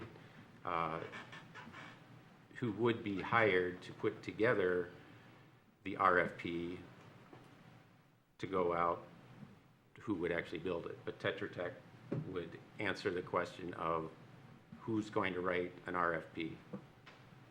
For what? For what was requested of the Stormwater Ad Hoc for the reconstruction of Madison and Jefferson, taking into account. So you green want to approach. delay all this? I'm asking what you're asking for. Yeah, I'm asking for a delay because our city manager has chosen to ignore that request of the Stormwater Ad Hoc. First of all, doesn't that have to come back to the city commission? The request doesn't go to them, it comes to us, just like what we're going to be doing on Wednesday, bringing requests We straight. made the request, this body, of the Stormwater Ad Hoc to put together an RFP, to figure out how to get an RFP for a green approach to the rebuild of Madison and Jefferson. So, yeah, it's a slow process. It's 3 of us. So what has been presented tonight, you believe we should hold up because it's not enough? Absolutely. Okay? And you believe we should go forward because we should just go forward? I'm just asking the question. Yes. So, Honorable Mayor, if I may. what? No, you may not yet. First of all, to this body, there's been a lot of work and time and effort in here. We've heard from the neighborhood. So we may have to make a decision. So to do that, we can't make it tonight. So I hear your comments. You have a different alternative. We need to take that up and figure out what we're going to do. So do we delay? Do we not delay?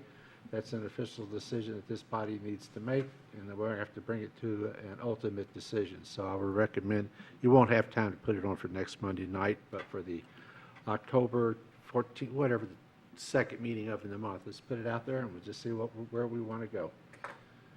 That's all I can recommend at this point, so. Yes.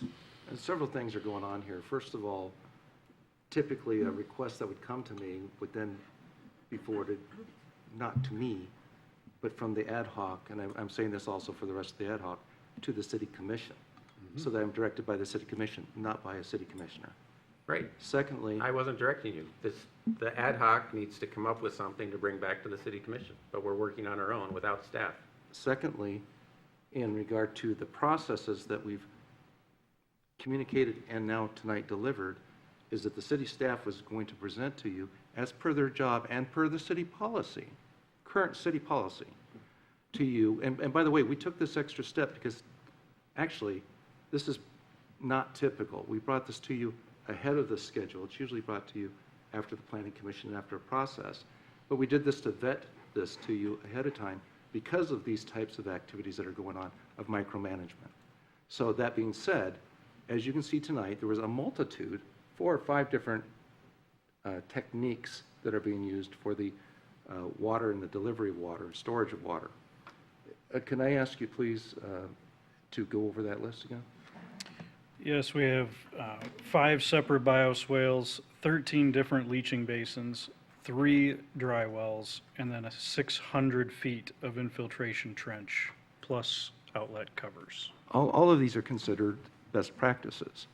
And so the city staff is following city policy, we're following best practices, and we're following, actually getting ahead of the game to bring you this information because of the knowledge that we have this type of input and that you would like to vet it ahead of time.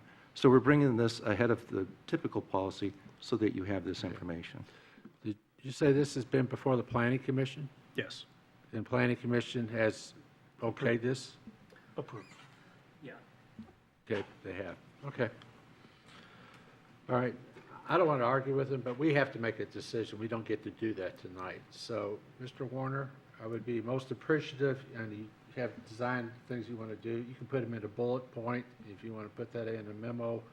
And I'd say let's plan to have it on the agenda for, we can't have it on for Monday night because you got to follow them Friday before, 10 days before. So I would just go that route, and all your concerns are legitimate concerns, and we just need to lay it out. So, yes, sir. Just another, like, for example, as far as why and it's not just to be green and to be friendly to pedestrians. It actually makes fiscal sense too. Why build a street 30 feet wide when you can build it 27 feet wide? There are costs for maintenance, costs for snow removal, et cetera. So what's being proposed here is a 30-foot wide street, and then acknowledge that, oh, but vehicles will go too fast, so let's put speed tables in it. So we're going to build it wider than we need to, so we're spending more than we need to already. Now we're going to spend more on speed tables to slow vehicles down because we built it too wide. So we have a more expensive product instead of just building it to slow vehicles down in the first place. Good arguments. Okay. That's just not true. I have to step up. I've been sitting back and listening to this. You know, first of all, Tim, you're not a civil engineer. You're not a dedicated engineer. You know, this is the problem that I identified that's very difficult. We have city commission mission statement that says you're going to work with staff. This has nothing to do with working with staff. This has very much an offensive tone to it, that somehow staff is inadequate, incompetent, or whatever you want to say, if I read between the lines, that someone Googled something on the internet, called somebody in New Haven, Connecticut, and came up with better solutions. We have dedicated staff. I've been doing engineering for a long, long time. I would be normally working for a Tetra Tech, giving you advice in the same fashion. I'm just very much confused as to why we are to this point with a design that we've had a collaborative process with citizens, my staff, inner staff. The design width came from a collaboration between staff for different needs. 27-foot that we did for Elmwood put the width too narrow, according to some people that are in the city. So we had to go through a design process to understand, well, what is the appropriate width? So each of the streets that we decided, we came up with the appropriate width. It was a context design specific to that street. It's not just a one-size-fits-all. And that's the collaborative process, the public engagement process that we're doing that now has to be undermined because apparently we're not doing things well enough. And I think that we've got a tremendous staff. The young staff that we have, licensed professionals, do a great job. I'm very enthused by the efforts that they put in and the education and training that they have. You know, we've got some really good dedicated engineers that are far superior to the consultants that we would hire in some instances. And, you know, I can go through the list of issues that we've had with consultants and things that I feel that the dedicated staff does have much more of a concern, much more of a thing. We have our 2017 Stormwater Management Report that we are following that laid out the roadmaps. We have the precedent documents from the Planning Commission for the Street Design Manual that we're following.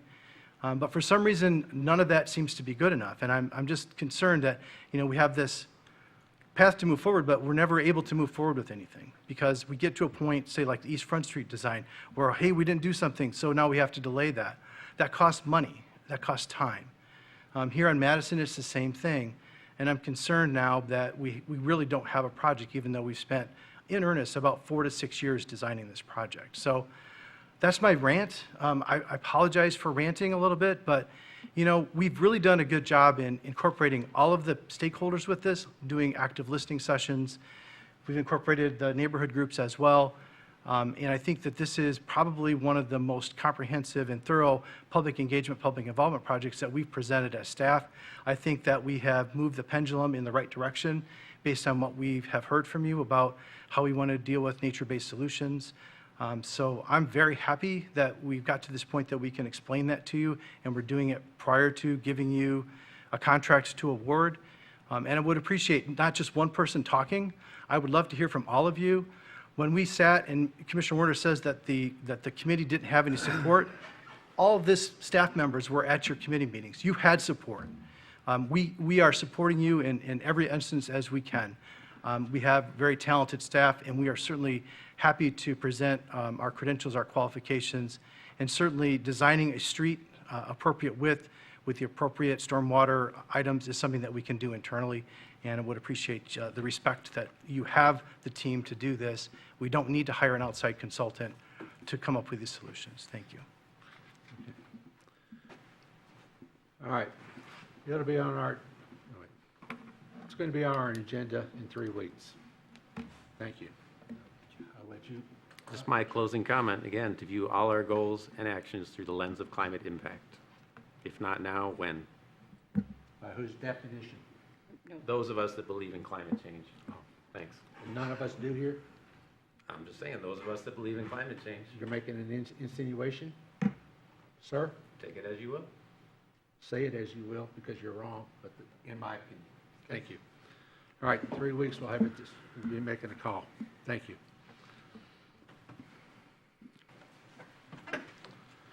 All right, our next item is housing update. Mr., you're going to start this, you want Mr. Winter? Oh, I'll go ahead and start it off. Thank you, Honorable Mayor and City Commissioners. I'm actually very excited to bring this issue to you. As you know, it's one of the City Commission's goals and objectives to take a look at how we can continue to grow housing as well as work on the homelessness issue. This is directed towards a lot of the successes that we've been seeing and dealing with for the last couple of years, and wanted to kind of walk you and talk you through some of those successes. But one of the things that we've been seeing is the discussion, not just locally and not just within the county or the state, but nationally, is housing and the need for housing. You know, we have seen through the years our housing grow, the housing base grow significantly, and yet our population really hasn't. It's been growing. It dropped significantly. It's just now starting to creep up. And so the type of housing that we have and the size of the family has changed fairly significantly. And we're also taking a look at short-term rentals. As you know, we have been using a software to track some of that. We're just implementing a new short-term rental software that should go into full force in the next couple of weeks. They're putting that into place and doing the training on that as we speak. But tonight we're going to take a look at some of the projects and the successes we have, as well as some of the tools that we think that we may want to take a look at bringing back to you. You are using one of the tools on a regular basis, the pilots, payment in lieu of taxes. 2 of these that we'll demonstrate tonight specifically speak to those. And so last year, calendar year, we had 447 housing units being added through the planning process. Now, keep in mind, that isn't the construction process. And we know that that's been influenced lately both by supply and availability of contractors. But we are taking a look at the strategic priorities.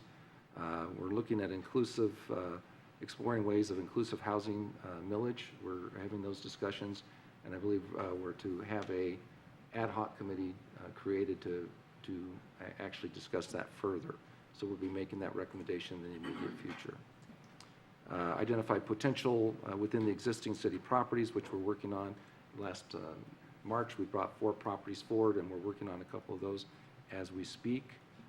And then also on those goals, building awareness of the income sensitivity in order to understand the issues of diverse housing. So we do have a number of tools that are available to us through the state law, whether the pilots and other opportunities that we've talked about, the NEZ, and then for commercial and other properties, OPRAs. So again, we take a look at that every time we talk to a developer as to what their needs are, whether or not they are looking at what type of housing they're going to provide, because a lot of them don't want to ask for anything. They're saying, no, we're going to build what we're going to build, and as long as it's by right and to the proper zoning and such, they're allowed to do so. So we have many of those that go it alone, but realistically in today's environment, if you're going to have affordable housing, there has to be a subsidy. And that gets back into the cost, the reality of the cost per square foot of housing and buildings. So we do have those tools available. Hitting some of the projects that we're working on, we're going to go through the current housing projects. And I'm going to ask Sean Winter to just kind of roll through those different addresses and the current status that they are. Yeah, good evening, Sean Winter, City Planning Director. I won't spend a lot of time going through each of them since you have them in your packet. I know it's getting late right there, but this captures all the large-scale multifamily developments that we have going on under construction in the city right now, or permitted about to start construction. So there are some that have been mentioned, such as the Housing Commission's project at the old Tebow Florist site. That is not included because we have not issued any permits on this yet. So one thing I want to point out is that the housing construction in this style of housing remains strong. If you recall from earlier this year, I did a community housing profile, and the assessing department found about 6,400 dwelling units we have in the city. So these 16 projects and their 632 dwellings represents about a 10% increase in our overall housing stock in the city within one to 2 year period. So that's a really significant gain for any community. It should be noted a couple things, though, that some of these properties can be used as short-term rentals. Some of them are intended to be. Some of them are in districts that allow 100% short-term rentals. Some it's limited to 25. Some of these are protected under the pilots that they have used. We have 2 pilots included in this package. But another thing I want to mention, well, first of all, this is also exclusive of any single-family dwellings, ADUs that we may have had permitted, and or small commercial buildings that might have an apartment or 2 above them. A new vet got built on Bay Street, and it has 2 apartments up above it, so some of you may be familiar with that. But these type of houses carry a lot of risk, or these type of developments, especially when interest rates start going up, when inflation starts going up, and the economy starts getting questionable. You often start to see a halt to these. So I just want to kind of put that out there on your radar. They also take a lot of time. Ruth Park, for instance, which was done by Woda Cooper Company, a very sophisticated development company that does this throughout the state, they received their permit in June of last year. So here we are 15 months later and still not occupied yet. Common Grounds, on the other hand, very different project, different in all the right ways. They received their permit for construction over 2 years ago. So again, these take a long time. Yes, they put out 50 units at a time maybe, but they take years to get occupied and actually provide those housing. So again, as mentioned in the summary, you know, we're getting a lot of single-family housing. We're getting a lot of these big multifamily housing developments, but we're not really seeing much in terms of missing middle. And to just kind of reiterate, missing middle doesn't refer to an affordability level or income bracket, it's a housing type.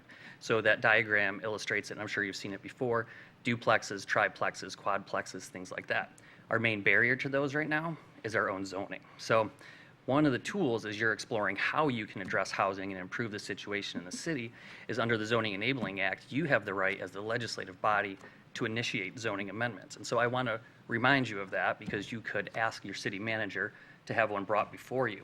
And the reason I bring that up is because if a suite of zoning amendments is shown support or at least interest by the legislative body, that's going to empower and embolden staff and the Planning Commission to go through the rigorous process that we're going to have to address this.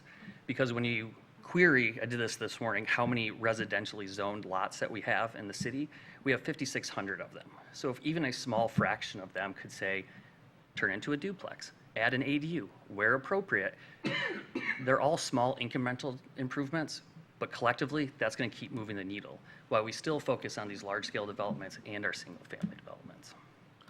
The question I have for you is that that's a nice idea, but shouldn't we wait for the master plan to get accomplished and see what the public feedback is? There's some argument out there that we're making all these amendments, and we're going through a master plan. Why aren't we waiting? Well, I would say to that, we have a master plan in place, and that master plan addresses housing and it addresses providing flexible options to housing and all the reasons why we want to do that. We also have the City Commission goals and objectives and the Planning Commission goals and objectives that address this. And I don't think there's really anyone in this room that thinks that the housing situation is going to come out of the master plan being better than where we are right now. So I would say we could start moving on it now because these things take time. And even once we get those amendments in place, whatever they may be, we don't know that yet because we have to go through that process. It's still going to take time then to do the construction, and we could be years from really making any kind of noticeable impact on housing if we choose just to kind of wait on it. So I think the master plan, as we go through the process and the open houses that we have planned, we're going to inform ourselves on that, but I think this is something that we can address now. A couple of other things on these properties. Just wanted to highlight a little bit on Lot O. Unfortunately, Homestretch did not get a RAP grant. They were attempting to do so. I give Mr. Simpson, who's here this evening, a lot of credit for working the process. Unfortunately, it didn't pay off. Where we're at, we did complete the appraisal. As referenced in here, there was an additional $130,000 to the valuation of the property, which I don't think surprises anybody.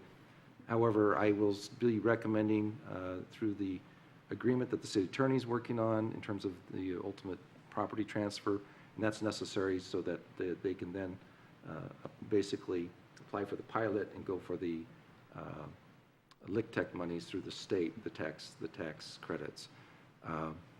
But I will be recommending, even though there's a higher value, to stick to the original agreement so that we recognize, we're transparent that there's a higher value because of just the inflationary factors, but we stick to the original agreement so that I think that's a sense of fair play to the nonprofit that we're working with. We don't have an original agreement, though.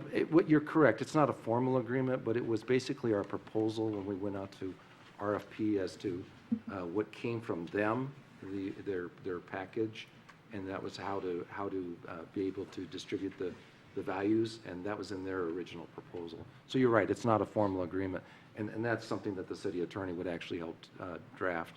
She's a little occupied right now on a few other major projects, but we'll get to that very shortly.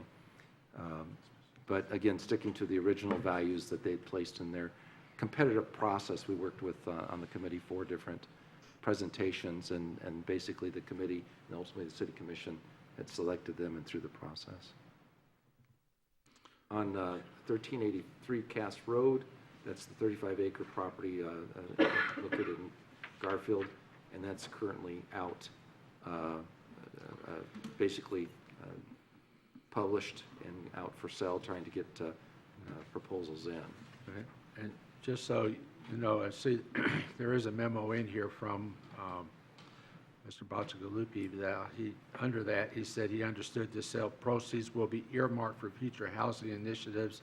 That's incorrect. It's all going back to we directed, I think, a week ago to take all those back and put them into where the money came from, which was our Economic Development Fund. But if there's a project that does so, that's where the money could come from, but it's not specifically earmarked, just for your information. I'm not saying that it couldn't be used, just saying that's how we're going to leave it at this point. So we'll take that. A couple other things that when I was reading through this about the efforts, At this point, the city has granted one of the tools, probably about the only tool we have, is the pilots. And right now, we've got 4 pilots that are out there. I mean, 4, 2 that Ruth Place and in a place. You may remember there's another pilot that we've approved for our Traverse City Housing Commission for where Tebow's was. They've got the state grants, they got the state approval, so that's moving forward. And then we have the pilot that we approved last week, and they've got to go through their process. So, once again, those are folks that came to us and saying, we would like to do this. And so, I know that in the past, when we talked about this, well in the past, this is a tool that we have. We are utilizing it. Others, if they can build by right, they will do that. And that's where it gets a little tough because then all becomes a market for whatever reason.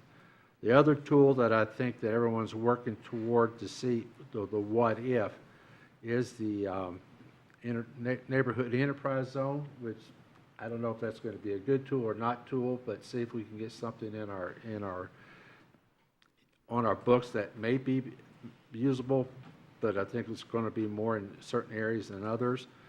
And I noticed in here they have something that I know we'll be talking about Beitner Street in the future, but also the area as it relates to the airport access, the big chunk of what is known as cemetery property. And that's something that we may want to consider taking on. I mean, I would want to see a bigger map to see what is left of the cemetery property that has not been platted or has not been planned for yet, but it's there to be used, that we can look forward to. And we know there are strings attached that if we try to sell this, that the proceeds have got to be divided up between all the taxing jurisdictions and whatever that is. But that could be another one that we can work with the Housing Commission on to see if they would be interested in. Not saying that Tony doesn't have his hands full, because I don't know how many units they're planning for up on top of Lafreniere, but that's another big project. 213 is the last number. What's that? 213. Okay. But that's a big unit that, while it's not in the city, it's still moving that needle in some way. So those are things that I saw and thought we talked about a bit. Yeah. So, and I guess, thank you for presenting all this together. I think it really elucidates once again that we really don't have a lot of tools in our toolbox to work with because of state limitations, not from staff efforts or anyone else's. One of the things that I've been thinking about as we've had these conversations over the last couple of weeks and seeing this all here is, we did the survey, I guess, or the assessment of how many properties the city has at possible development. And we had it rated and all of that. And I think that's good. We have that as a tool. I'm curious if we could, and because this is in our planning as a city commission, this falls under city manager and the staff. What are the ultimate goals for some of the properties there that are on that list and adjacent? We have some of that, but as we look at this as a whole picture, just because a property is located at Beitner, is there something on another piece of property we have somewhere in town that maybe was originally intended or even now acts as an office or some kind of administrative, that it would make more sense to move that over to Beitner if we're going to keep that and do things over there and create a new opportunity somewhere else? And, could we, and I'm not saying this would be an example, though, that I can think of just because it's another property we've been talking about now, that I think this is the ideal situation. Could we build housing next to Station 1 when we're redoing that and move whatever office space we might have thought about using there that isn't directly fire related over to Beitner? That's not saying that has to be that exchange, but thinking on that bigger scale of how we could be looking at our properties and not just, ooh, we have property here, what can we build there? Could we do more if we move things around a little bit? So as we're continuing these conversations, I think I'd like to hear that entertained more, or at least that thought about a little bit of shifting things around. And again, no knock on anything if we end up doing any of those properties the way that they're intended right now, but those are just two we've been talking about and using them as an example. Another kind of thing that struck me, this happened just before I was elected, which has been 7 years now. They had the Joint Housing Task Force report, and that had a lot of really good information in it, and I think staff has used that. But it's also, been 7 years, and that could I'd like to see some of the statistics in there updated, some of the numbers up there updated, so we can have a better idea of what's going on in the region as a whole. And also, I'd really like to, as we're taking this very seriously, it's a goal of the City Commission, say, and I've kind of I've asked some people offline before this meeting, and there seems to be some interest in other people who participated in the original, or I shouldn't say the original, there might be ones before, but the 2015 study, in getting the gang back together, as it were, and having that conversation again. And I'd really like to see us move towards that, and then not just put a report out, but have some kind of regular, whether it's quarterly like we do with some of our county boards that we participate in, or something else, continue to meet and update on a more regular basis than every 7 years. Because while we do have a lot we need to do in the city, and I'm not saying that we dropped the ball or set it down in any way, shape, or form, I think sometimes the idea and the feeling here is that we're the only ones doing anything. And I think there are a lot of projects that are going on that we may not be as aware of. There's other projects that maybe with some support from a larger governmental group like that might be more viable. And also, we're 15,000 people in a state of 10 million, but we get together as a county of 100,000, and now we have some impact as a rural economic force that might change some of those rules in Lansing that do tie our hands on some of these things. So all of that is just because we haven't had a broad conversation like this. It doesn't fit into some of the pigeonhole conversations we've had recently. So I just wanted to bring up some of those things that I would also like to see as part of this larger discussion as we try to move towards housing. I'm very excited about all the projects that are online.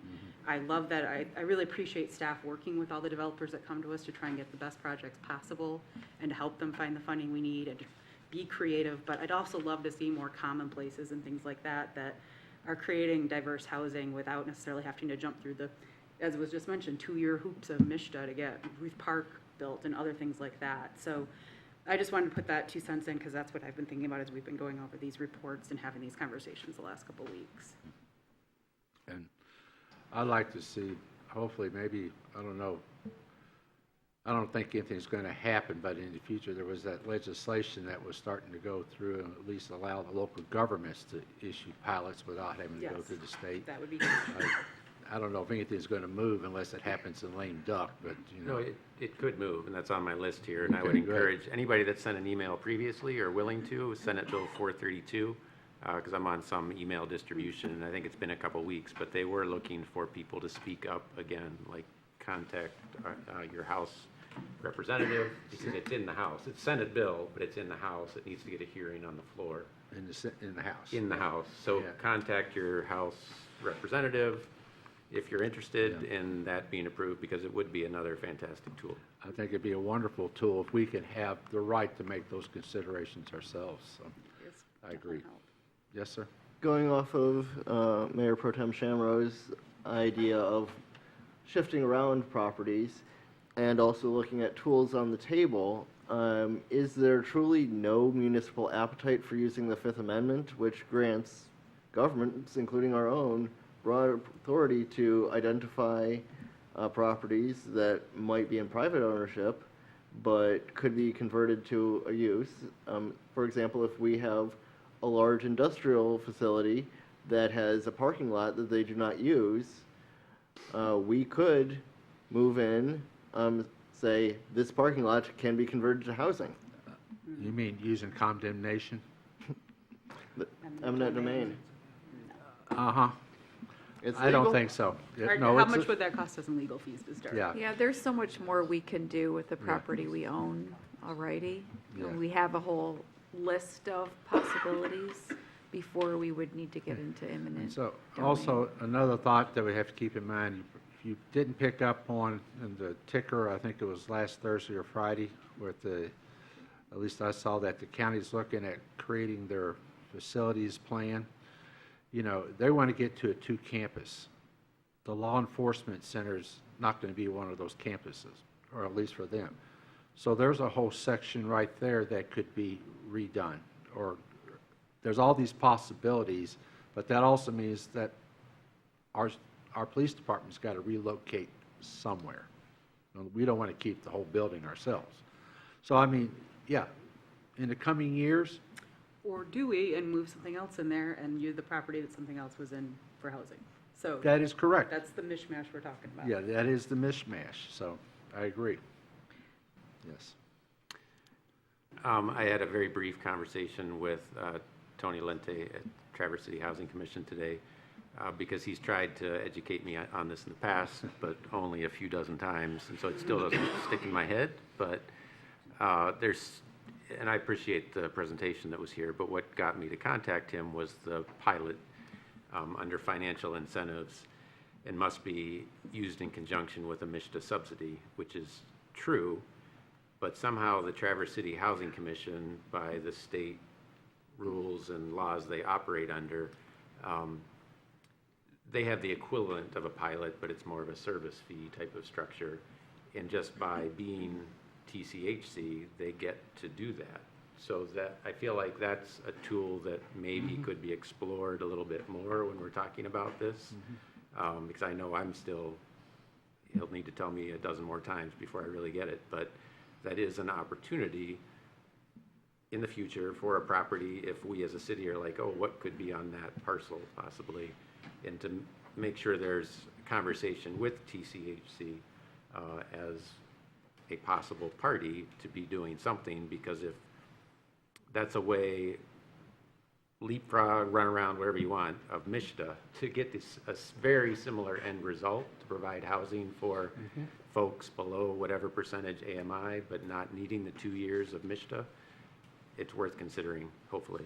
Well, and that's why the A Street property was, or not A Street, but the cemetery property has been thought about. How do we work with them? Because whatever we sell it, if we sell it or we can transfer it to somehow, we don't get to keep all the proceeds. We only get to keep a portion of it. And so, yeah. And, you know, when we do a payment in lieu of taxes or whatever we want to call it, we don't get to keep all that money either. We have to share all that on a proportionate basis. So, I mean, that is a subsidy, and that's fine. But that's the only way that we're talking about. You either have the land, we give the land, or we can just sell it. But, you know, it is the subsidy, and that's how it works. So we just continue to work at it.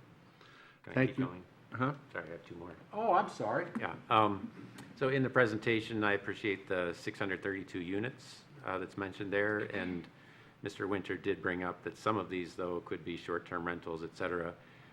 Whether this is back in front of us in 6 months, 9 months, a year, whatever it might be, but something to consider would be working with the city clerk's office to try to see if we can look at how many new registered voters there are in the new housing units, because that's not an exact correlation, but a good indication of permanent residences as opposed to second or third residences, maybe in some of these condos or short-term rentals, whatever it might be.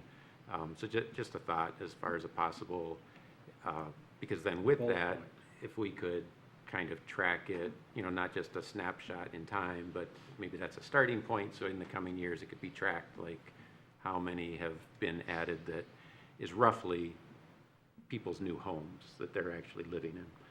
Could be valuable. And then I did have a question, if anybody knows these properties at Morgan Farms, does Beta currently or hopefully will have frequent service up there if there's this many new rental units? I don't think there is. No, right not now. currently. There's Times West Bay has a stop, and otherwise you need to go 2 miles out 72 before you get to the next stop.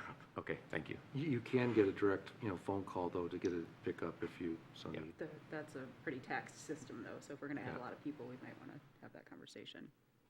There is in the design for that, when we were going through that whole lawsuit process, there is a design in there for the buses to come in.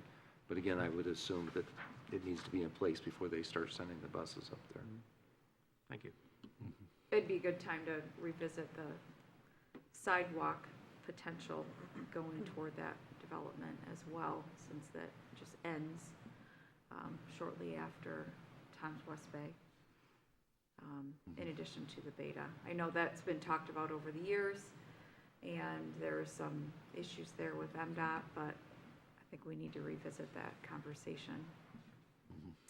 Back to the properties, I mean, we keep talking about this, selling these properties, but that wasn't the impetus behind the project for these city-owned properties. In my mind, it was, we need to know the value going into it, but it's not that we're going to sell it necessarily.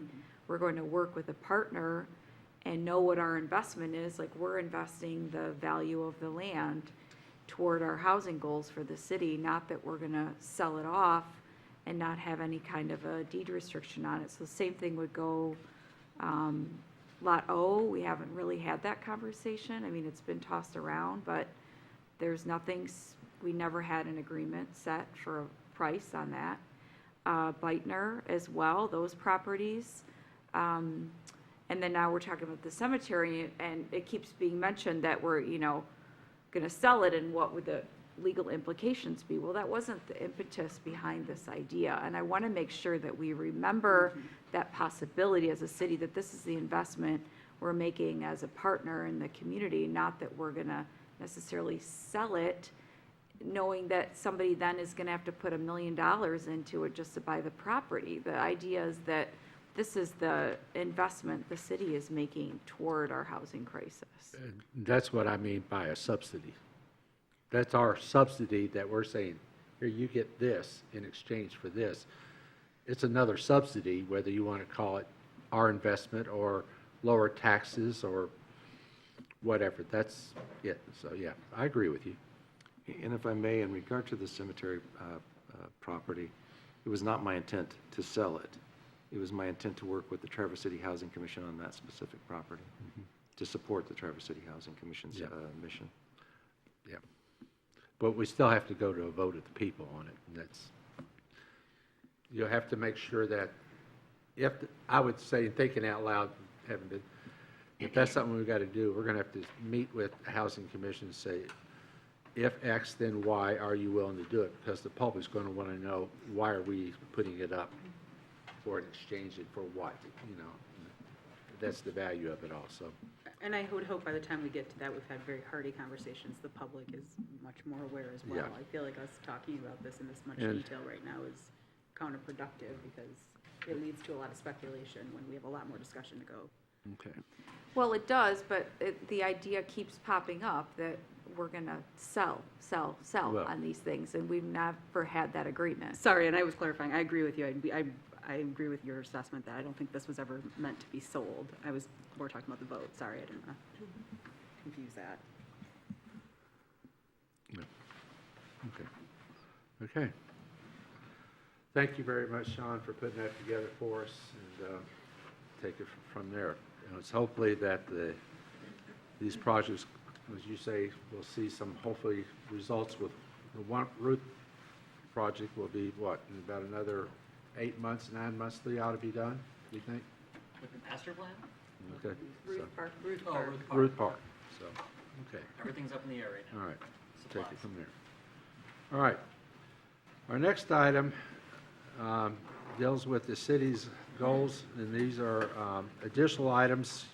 Those fill up survey you have, I'll turn it over to Marty. All these were submitted to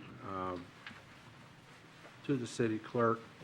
So as I look at it, I'm going to give one perspective and others that only one item has jumped out there that 3 people have said, we think this would be a decent idea. Other than that, you get 2, a 2, 1, 1, 1, 1, 1, 1, 1, 1, 1, 1, 1, 1, 1, 1. And we don't want to, you see, they're busy enough. So how do we want to go through and say, which of these we weren't planning on having 12, I don't think, but if there's 3 or 4, if I remember your question right, while they're out there working on everything else, how do we take all this and think it through and have them keep their minds open for this, given everything else they've got to do? And I don't know what's the right way to do it. Well, I mean, we just. Have a lottery?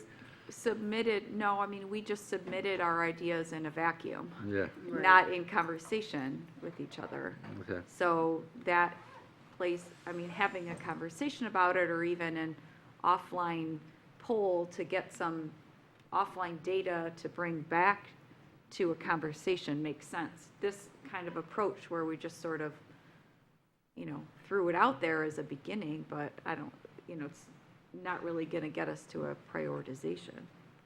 So,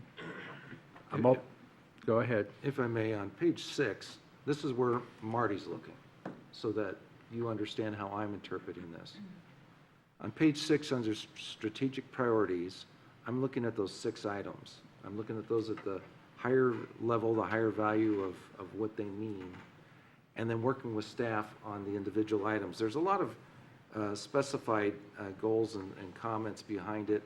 I guess a lot of it comes down to the interpretation that you have of being literal on every single check mark and understanding that not all of this is going to be done by June 30th, but that we continue to work on it and work in that format on the numerous different items that are listed here. So that page 6, those 6 items, that's the broad view, and candidly, when I'm sitting down with staff, I'm having that conversation. I literally have with department heads the question numerous times, how does this impact climate change? That actually happens. Just want to make sure everybody knows that and understands that. But that being said, we're focusing and working on numerous different things that we're addressing, say, for instance, water and wastewater. Discussions with the county in regard to stormwater, particularly on ARPA monies right now, and how that may influence Kids Creek and waters that come down from outside of the city and influence into the city. Unfortunately, we have Mr. Schmitz, the drain commissioner, who's working with us on that.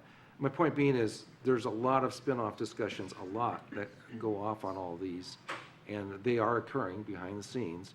That doesn't mean that there's necessarily action that's going to happen the next day. What I'm hoping for in regard to the discussion with the drain commissioners to come back and actually support the ad hoc committee that's discussing stormwater on eventually a process and funds and a structure to work with the county on us trying to help control some of that stormwater that comes into the city and properly treat it and properly move it. So that's how I'm looking at this, that's how I'm interpreting it.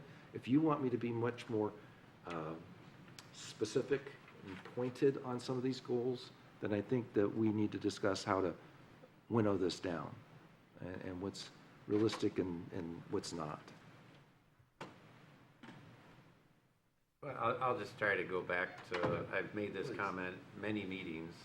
I don't feel it's fair to Marty or the staff to say, these are our strategic priorities, because to me, these 6, everything falls under that. If we threw a pizza party, that falls under connecting people with each other. Like, so I feel like there does need to be more, this is me, more specificity so that he and staff are working on a few target things. Doesn't mean they're not working on other things, but that's why I had kept pushing on what are the 3 to 5 really top things that we are interested in, and then to Commissioner Walter's point, and then to talking them through, like maybe, oh yeah, okay, well, horse trading, yeah, I can give up that one because you're right, that one is more important. Things along those lines, but really it's a version of prioritizing some of the granular stuff so that a year from now we can together say, hey, we got a couple things done that were on our top priority list. We'll get things done, but are there things that are high enough priorities that those are things we'd really like to see done? Like we're have so much going on with housing and homelessness. My concern is that too dispersed and too diverse, we won't get as much done as if we say, hey, how about we focus on these few things? And kind of relate, as I thought about this, and I didn't turn anything in because honestly, to kind of with the point that Tim just made, I kind of feel like we are, anymore the way that we've done the goal setting, we've gotten a bit, I wouldn't say repetitive, but it almost is. So I would say there's almost a through line for the last 3 commissions. Well, we've had a different commission every year except one that I've been on. So with all the variations of the commissions that I've been on, these have been less goals and objectives, and it feels like it's more becoming like principles of this commission. And so we can have this discussion now, and I'm looking forward to it and whatever else comes out of it. But I guess right now what it got me thinking too was the next goals and objectives discussion maybe needs to just say, accept these are the principles and kind of allow it to get more to the granular. What are you hoping to achieve? Are you hoping to see X amount of housing created? Are you hoping to get this project done that you've heard about? Are you hoping to start a whole new project? Like, I think with our goals and objectives, we've kept it very, very broad, like we're having the conversation now, so we don't get into the granular. And I think that's what was being asked for and looked for here, but I guess this is just a suggestion, it's not a redo or anything, but for the next, in 18 months or whenever it will be, is that the conversation instead try to, the goals and objectives get more into that granular than this, because I think pretty much my entire time on the commission, these have been the underlying, and I don't see that changing anytime soon unless the population's opinions in the city change, which again, doesn't seem to be happening. So I just wanted to share that part of the 2 cents. And, you know, looking at these, there's some good things, some things that are already underway. There's some, you know, like I look at like the implement healthier drinking culture. I didn't put anything like that down because I'm assuming staff's working on that. But so there again, I think that gets into the kind of like, where I think it's more where everybody's curious about plan updates rather than maybe that this isn't happening. So, you know what I mean? I guess we don't get to see a flow chart of when the city's working on every week, where they're at with the healthier drinking culture, or where they're at with the exact location of or the exact spot we're at with the riparian buffer zone ordinance in the staff process. But those things do come to us, and we vote on them eventually. So I guess, I guess that's what I'm asking, is this trying to find out what's fast-tracked, or are we just trying to say, all of this matters too now, and I guess that's what I guess I'm asking the body for, is where we're at right now, is this what we're asking for, is what we want fast-tracked? I thought the point was, you know, we set our goals and objectives, which I agree with you is kind of the same as it's been, but to then come up with some very specific action items based on those that we're going to prioritize, rather than just the goals and objectives, which everything, as you pointed out, fits under. So we need to narrow this list down, you know, prioritize, whether it's a poll, whatever, down to 3 to 5, and that's really what we're gonna focus on, outside of the other ones that the staff is already moving along, pushing up the hill. What page is it on? Whatever, the original list. So that's what I thought we were doing with this. And that's the way I understood it also. Is this, on, like, the agenda, is this new, having the little icons with the legend at the bottom that kind of helps Mark Wilson proof the topics? Because I like that, because that helps us Also keep track of... Also gave you space on the agenda to write. Yeah, that was an ad that I'd asked, and the city clerk worked with me on this, to demonstrate, just by looking as to how it pertains to your goals and objectives. We could probably throw some more in here or angle it that way, but if we just tried to, we're really just getting it going. They had to work with BSNA on the technology and how it fit into all this. But it was intended to be a tool to have value to your constituency, to see what the meaning is, and that you're working on those goals. No, I think it's an effective tool. I like it. Okay, because I can't, you know, after talking with Amy about this, the only thing I could have done is write the first memo. I can't do any more as mayor because I'm just here. I just got it going. How would you like to see, or how would you recommend that we try to whittle this down? You've got a suggestion? Well, listening to the conversation, I think it's helpful is to have a survey of the commissioners. Your names will all be attached to it for, you know, public transparency reasons, and have you do some ranking. And but I think then that begs the question if the thoughts that were submitted here are sufficient to go off of to design that survey, or if you kind of want to back up to inform what that survey would contain in terms of the questions and asking you to assign rankings, if that makes sense, because that's not how we went into this. So, but that's a way to get there. But before we go to that level, I guess I'd have another question, because, again, because it's all user generated, there wasn't a form of like when we did our strategic planning and the prompts led us to forming certain sentences. You know, here we have explore charter amendment for inclusive housing millage. So explore housing millage is something I'd be very interested in. That's a specific new or new-ish or moving it up the line idea. But then the next one is host study sessions to explore related topics to housing and homelessness. I mean, that's something that's more so broad, I guess. While we're having this discussion up here, I'd like some more clarifications on what everybody was thinking. Like, was what we had today considered something that people would consider one of those, and more things like that, where we have like overviews and almost like guest speakers, or is it the idea of almost like a summit where we'd have everybody all together talking? And that's, I'd be curious about either. I think there's a lot of possibility there, but, before we'd rank, obviously we've been talking about the development of city-owned properties. We're hearing that, so some of these things like the goals through climate change, or the goals and objectives through the lens of climate. If that is happening at every meeting, then do we need to talk about that, have that even be ranked for us, if that's happening at every staff meeting? The planting 10,000 trees, that's something that's actionable. The healthier drinking culture, that's something people are working on. I guess my point being is, are there things already in the works that are well along, or things that are already standard practice now since we did this originally, or things that are very broad that people could provide more of what they're saying before we just say, yeah, I want to talk about housing and homelessness, but then does that mean people want a special speaker every study session? Or I guess I'm looking for a little bit more clarification on some of these, and especially I'm asking about this housing and homelessness because a couple people ranked it, and you two might even have totally different ideas of what you were expecting based on that was there. Not you two, I was looking over there at you, but also you. So I'll just go for me. I only had 2 items, and that was in our action steps. If you go down to, I guess it's going to be page, whatever that is, 7, where we talked about housing and homelessness. We have the 3rd bullet point.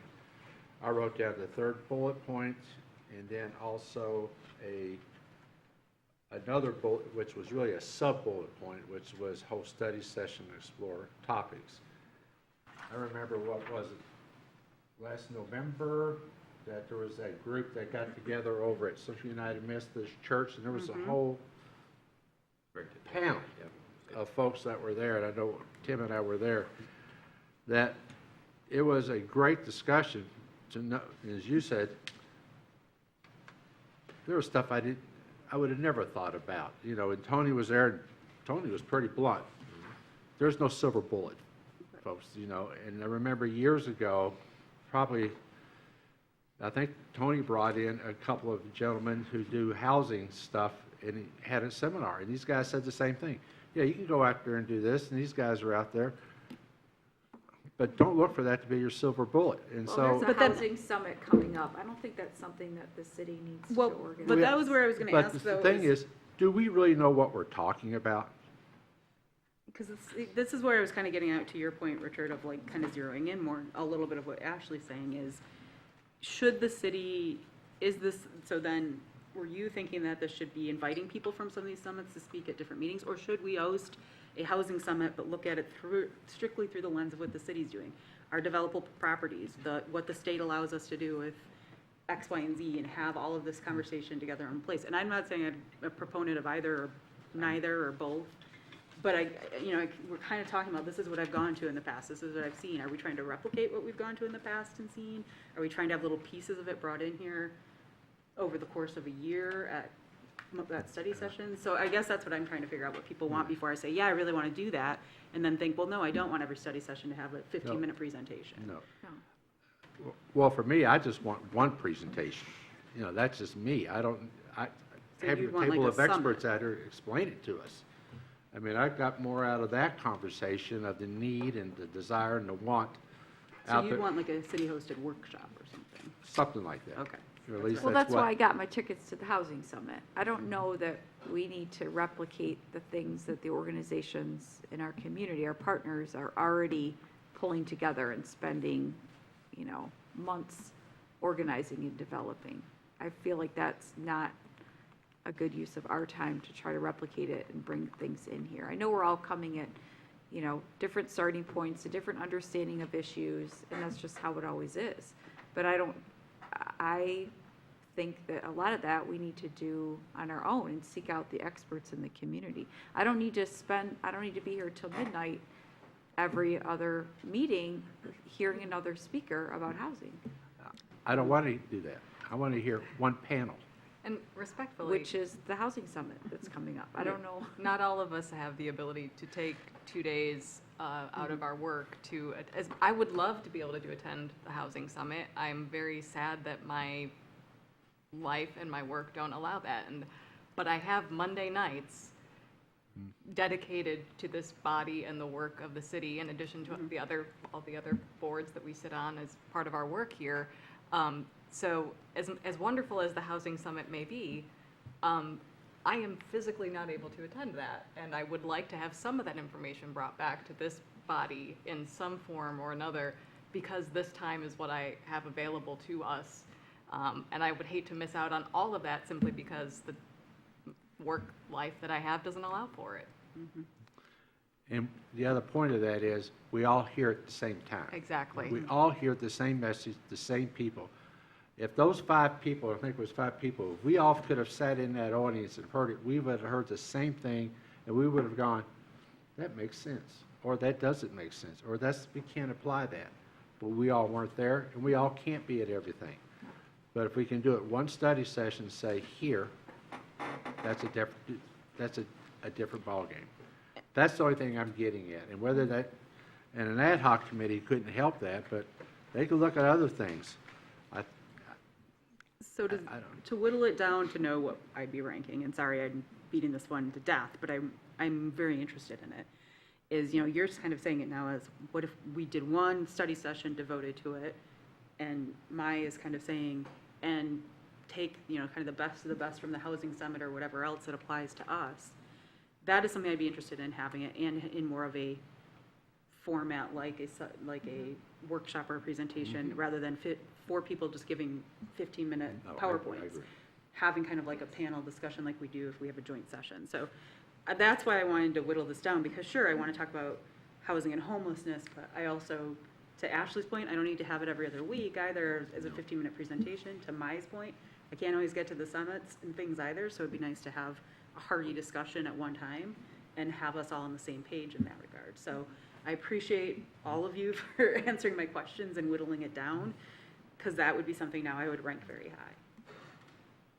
So I'm wondering, just in the interest of being helpful, if it would be of use to this board if we did do a survey, but then where you can rank the items in terms of your priorities, but then also provide an opportunity for you to expand on how that might look in your mind, those items, just briefly, so that then we could put that into a bundle for this commission to distill on your own and then come together once you've had a little bit more of the benefit of hearing more with respect to where people are coming from and how they're thinking it might look. Could I suggest a slight tweak to that, because I think that's great, is maybe as staff who have sat here and listened to this and seen this list and everything, maybe what I'd like to see, because ultimately they're going to be the ones presenting these to us, is their summary and us ranking it, and then we could ask questions or clarify what we might want to see in that instead.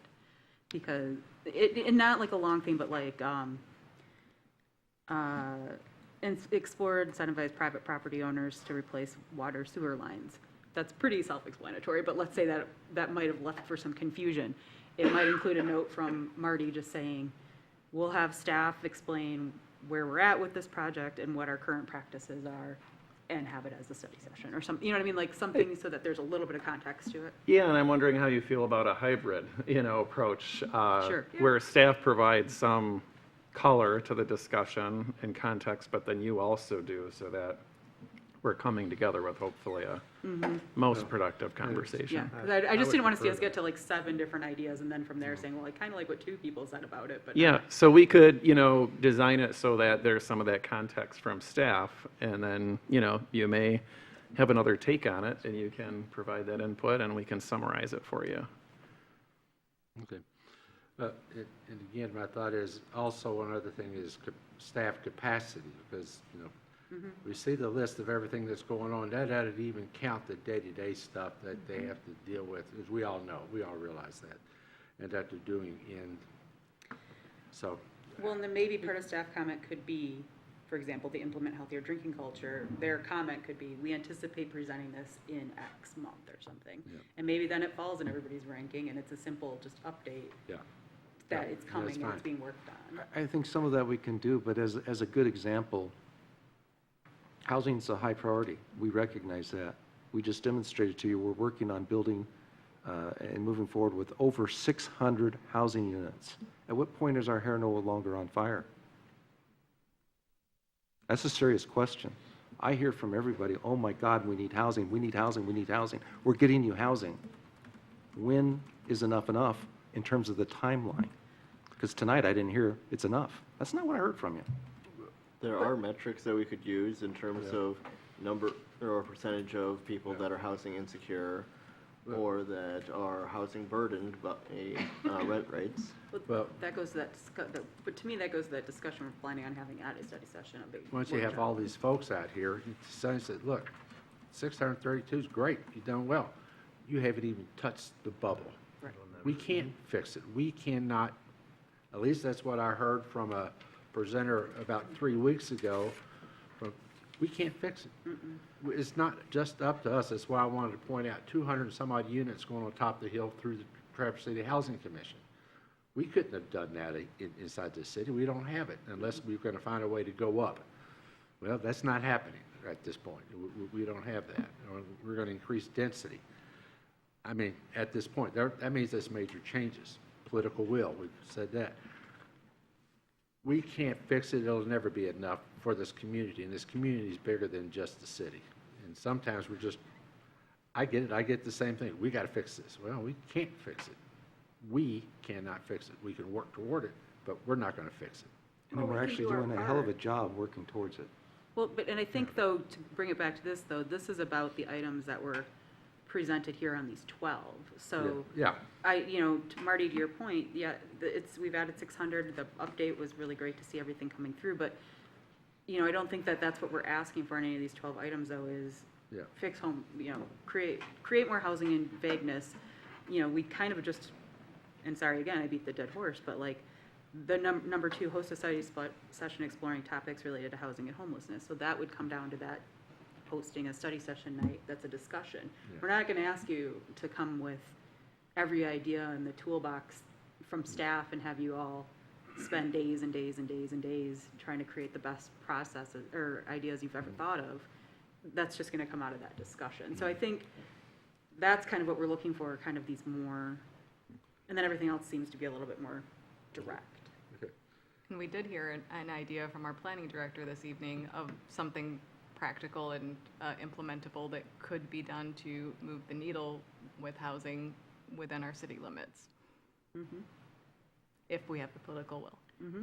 Yeah, though Zoning. it makes me wonder of even if, or what is the barrier in terms of staff capacity if he's really looking at us to move the needle, or if that's things that they will work on along with everything else. Well, I would believe that planning commission would be willing to work on it if we're serious about it. But if all of a sudden they go through the work, then it comes up here and all of a sudden we go, oh, we don't like that. We're afraid to deal with it. Unless we're the final body. So have the courage to say it or don't say it. He and I aren't afraid to say it. I took it that Mr. Winter was tossing us a softball, essentially. He can't necessarily say, hey, why don't you guys go do this? But he was tossing us a softball that we should think about giving direction to the Planning Commission along the lines of what he was presenting to us, and that good chance that they will be amenable to moving because we've given them direction, which provides them with political cover when the usual suspects come out of the woodwork to say this is horrible. They can point to us and say we're the bad guys, and then something comes back to us, and as the bad guys, we can decide whether or not to move forward with it. Is a one and done planned to be commissioner? I have no problem saying I would support that. Okay. All right. Are you good? Me? Yes. Oh, yeah. Yeah. We'll work together and bring something back for you, and As thank soon you. as you can. I know you don't have anything but a little election to deal with, but I wouldn't let that bother you. Yeah, I was gonna say, I personally am not expecting this to happen in like Yeah. any October study session or anything, just Well, that's to be fine. clear. I mean, everything on here is good. I mean, these are nice thoughts. How do we get to the next point? So, thank you. All right, our last item for the night. I'm going to start, and this deals with the permit lot, which is called Lot 1 downstairs. And I just wanted to go through this because you saw all the information. Huh? Did you lose it? Just lost it. Okay, sure. Well, you talk. Here. I'll pull it up. No, here, I'll share with you. So anyway, first of all, this request didn't really, the last time it was brought before us, we had the parking system come before us, and probably could have been done in a different way. This was a request that really started out with the city, and it happened because of a conversation with representatives of Common Ground some time ago, where a verbal statement was made regarding a property interest for free parking now, and then she should, and they should have it afterwards. Now, whether it happens or doesn't happen, but if something didn't take place, then it would have been assumed that the Lot 1 is free parking for the general public, which it has never been designed for that. So the county moved forward that they're going to start enforcement. What the county had recommended to the city county that the enforcement for Lot 1 would be through the DDA management, simply because they do enforcement. We operate an auto parking system that could be done, and it'd probably be a much softer approach than if the county took care of it, if they did. But we don't know. The APS would issue the permits and to have the vehicle details in the system. So it's all done by our license plates and everything like that. And I put their proposal in there just so you look at it. The other option is that the county has amended, or the other option, the county has already amended their ordinance, which was ordinance number 7, regarding fines, because it used to be it was just a flat $20 fine for unauthorized parking, but they moved it so it would match the city schedule of parking fines if the DDA or through our auto parking system were to move forward with that. As you've noticed in there, they've already posted the lot that this is for permit parking. I need to read back up here that article or their ordinance 7 has been in place probably for over 20 years. So it's not a new ordinance, because this whole property is managed by the county, and that is their job to manage it. The issue is it's never been enforced. It hasn't needed to be enforced. Now, that's the other option. Either we work through the enforcement through the auto parking system, or the county's going to go through the enforcement through their ordinance number 7. But one way or the other, it's going to be permitted. That's the way the county's going to operate this. They have to, in order to make sure they're not held to a standard that they can't meet. So we had this before us as this exact body, as I said. Yeah. This has a tendency to change, but it was this one. And we decided not to vote to enforce this. So I guess, so they're going to enforce it on their own. With They could. They whatever. They can or can't or whatever. I mean, they can, sorry. They will or won't is whatever. But I guess this is where I'm just kind of like, well, they've already put a sign up, even though we voted against it. We didn't vote.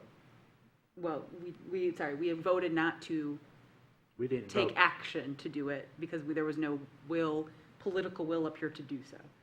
So it's a very fair point. So I guess I'm kind of, I don't see anything in here of, we're asking you to do this because otherwise we're going to do this and it's going to cost this much money. I don't see anything here other than basically a repeat of what was there already. And Yeah, what's different? yeah, since we did not vote, I've seen a sign go up in the parking lot. And so we kind of, as part of our discussion, decided, but we all discussed, we don't care if people park in our empty parking lot on the weekend. or overnight. We want them out by 8 a.m. Okay. And after 5 or when they're there, we pointed out that by the afternoon, the parking lot looks pretty sparse right now. So I guess I'm just kind of seeing like, this just doesn't, I don't understand why this is back before us, I guess. Which system would you rather have? It's up to us. The request was to have the auto parking system deal with it, where they come in, they monitor, they look, they issue tickets. The other system is going to be the county. They can issue tickets, they can tow cars, in their ordinance, they have all those rights to do. Which is the softer system to utilize? If it doesn't make a difference to you, we can just say, county, move on. Well, I have a concern about ordinance number 7 and how that is worded on bullet point G. It specifies county employees, city employees, county and city-owned vehicles, and any other motor vehicles for which a special permit is displayed. Then in the memo from Ms. Van Ness, it does get into some of the specifics about boards and committees. And so I suppose I would prefer it to be not the county, because I want to make sure that those boards and committees are part of this conversation. I mean, I understand that the ordinance is more general, but we do have a lot of boards that meet here during business hours that would need to have that be part of this process, and I don't see that in the ordinance as it's written. Not in ordinance number 7 under the county. All right. Yeah, what is permitted vehicles, in capital So, letters mean? also, yeah, I mean, and I understand where Commissioner Stanley's coming from, and I'm inclined a little bit to go that way as well, because we don't want people getting towed at 7:59 every morning or something like that. However, I'm just going to say on the record that despite some of the efforts, and we had Mr. Forsythe here from the county tonight to talk to us about something. No one has come to us to say, hey, this is why we're doing this, this is what we're thinking. No one has come to us to say, this is how we would enforce it versus how parking enforcement does it. This is a shared building, and we don't even have, I don't know, this just seems very weirdly both passive-aggressive and aggressive to just kind of say, well, you didn't vote for our thing, so now we're coming back with this. Do you want us to tow, or are you going to do this? And that's the reality of the situation. That's fine, but it doesn't give me a very good spirit of goodwill towards our brethren on the county. And I'd love to see us try to work together more. I just said that we should work together more on housing and all these other things and joint task forces and our boards. And so this is my moment to have my moment. And I'm just saying, I find this very unnecessarily political. This is the thing that people hate about politics. And to see this going through for a parking thing here is just really aggravating. Go ahead. Back to my comment before about us being the bad guys for a different topic. What's softer, as far as what's a softer approach, one way to look at it is who are the bad guys? If it's the county towing people, the county's the bad guys. If we're the ones that start ticketing through parking services, we're the bad guys. That's just one way to look at it. To the politics of it and what else can be done to provide for committees and people that are coming and going. The street right-of-way right out in front and wrapped around onto Washington is under our control. We could make that 2-hour parking so that, yeah, if there's plenty of space for people coming for meetings to park. There's lots of options. Well, you can go down Webster Street. It's all free parking. There are no limits. The other part of this is that if it's going to be left for parking for the employees during the day, extremely strong effort has to be made that all employees who are parking out on the street need to be parking in the employee parking lot to leave it open for citizens that don't want to be here. So Do we have the option of passing that as an ordinance? Huh? Anyone with a county pass that's parked on our streets in a spot, we can I don't take know it? if we can or not. So. I'm not going to be that petty, but No, it's just the you kind of can't. ridiculousness of this. The question was brought to me by the county to see if we can do that. These other details should have been highly shared with you back when this was brought up in April. I'm sorry it wasn't, but it should have been. It's been the agreement between the city, through their operating agreement of this center for the last, since 1997, when the last agreement was entered. We are, hate to say it, we're a minority ownership here, extremely minority. If we want to divide it up, I just did the math just for the heck of it, how many spaces are down there.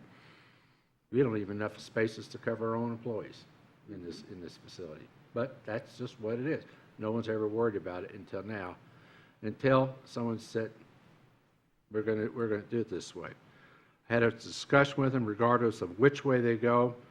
They're going to do, once the certificate of occupancy for common grounds is completed, they're going to work whichever way is going to be a 90-day period to start, whereby notices are provided for vehicles that they know that aren't cities, so they get freebies. They get notices.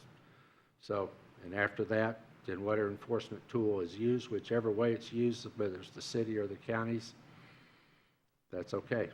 So that's kind of where we are.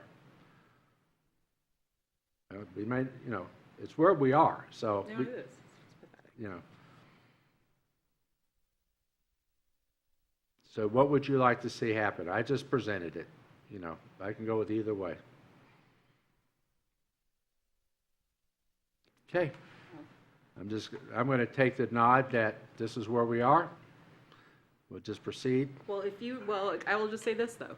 Since it has been brought back that we didn't vote against it last time, We didn't vote against it or for it. We didn't vote. then bring it back, and we'll either vote it down and it's on the record then, and we don't have to do this song and dance in 90 days after the common place opens. No.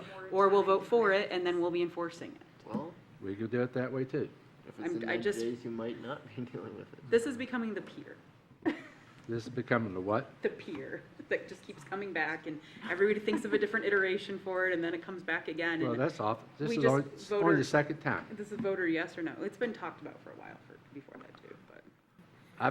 I've been involved Sorry, twice. Chris, I am now, okay, I'm going to eat a lot of my words. I didn't realize Chris was still here. He was sitting on my That's all side. right. That's all right. I've been, I hiding apologize. behind the Somebody over there podium. could have waved and pointed, but no one no, did. no, I'd like to just give the commission the opportunity to kind of explain our thinking when we started working on this. It's about 1.5 years ago. And really just to give the commissioners the full context. It was a combination of things, how we came up with ordinance number 7, working with city management, working with the city attorney to come up with this plan.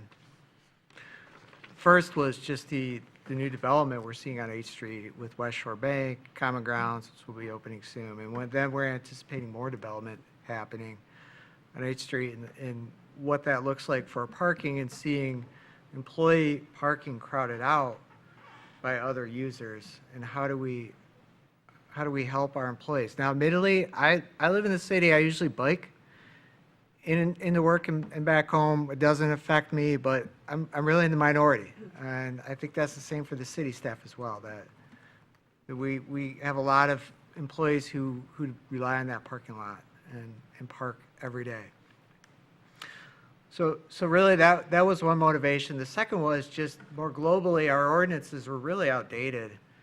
And we needed to spend some time just to clean up the language, modernize them. So that was another factor that triggered it. So in hindsight, yeah, I mean, there's always room to improve, Mayor Pro Tem Shamrow. We probably could have communicated this better. We probably could have given a presentation to you, offer more explanation of what we're doing. But really, we're trying to protect an asset, plan for an asset, which is that parking lot. You know, look after the employees of both organizations, and come up with a plan and to modernize something that really hasn't been looked at for many years. And so that's truly why we did what we did. Then if I can ask really quick, and again, I apologize, I didn't see you there. All I saw were our DDA representatives. But then I would ask you, so you're saying now that part of this is modernization, but right now the regulations are no parking between 2 a.m. and 7 a.m.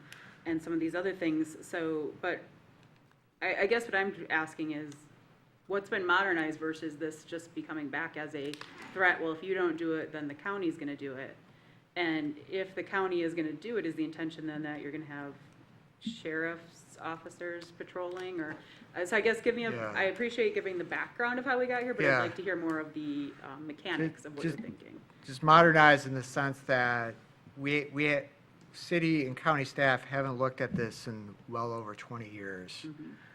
Number two is, and please, Nicole or Jean, correct me if I'm wrong, but I think this lot is the only lot that's not permitted or not metered. It truly is a free lot within the city, controlled by the county or the city. So modernize in the sense we're trying to bring it up to other standards, as well as bring it up as far as enforcement.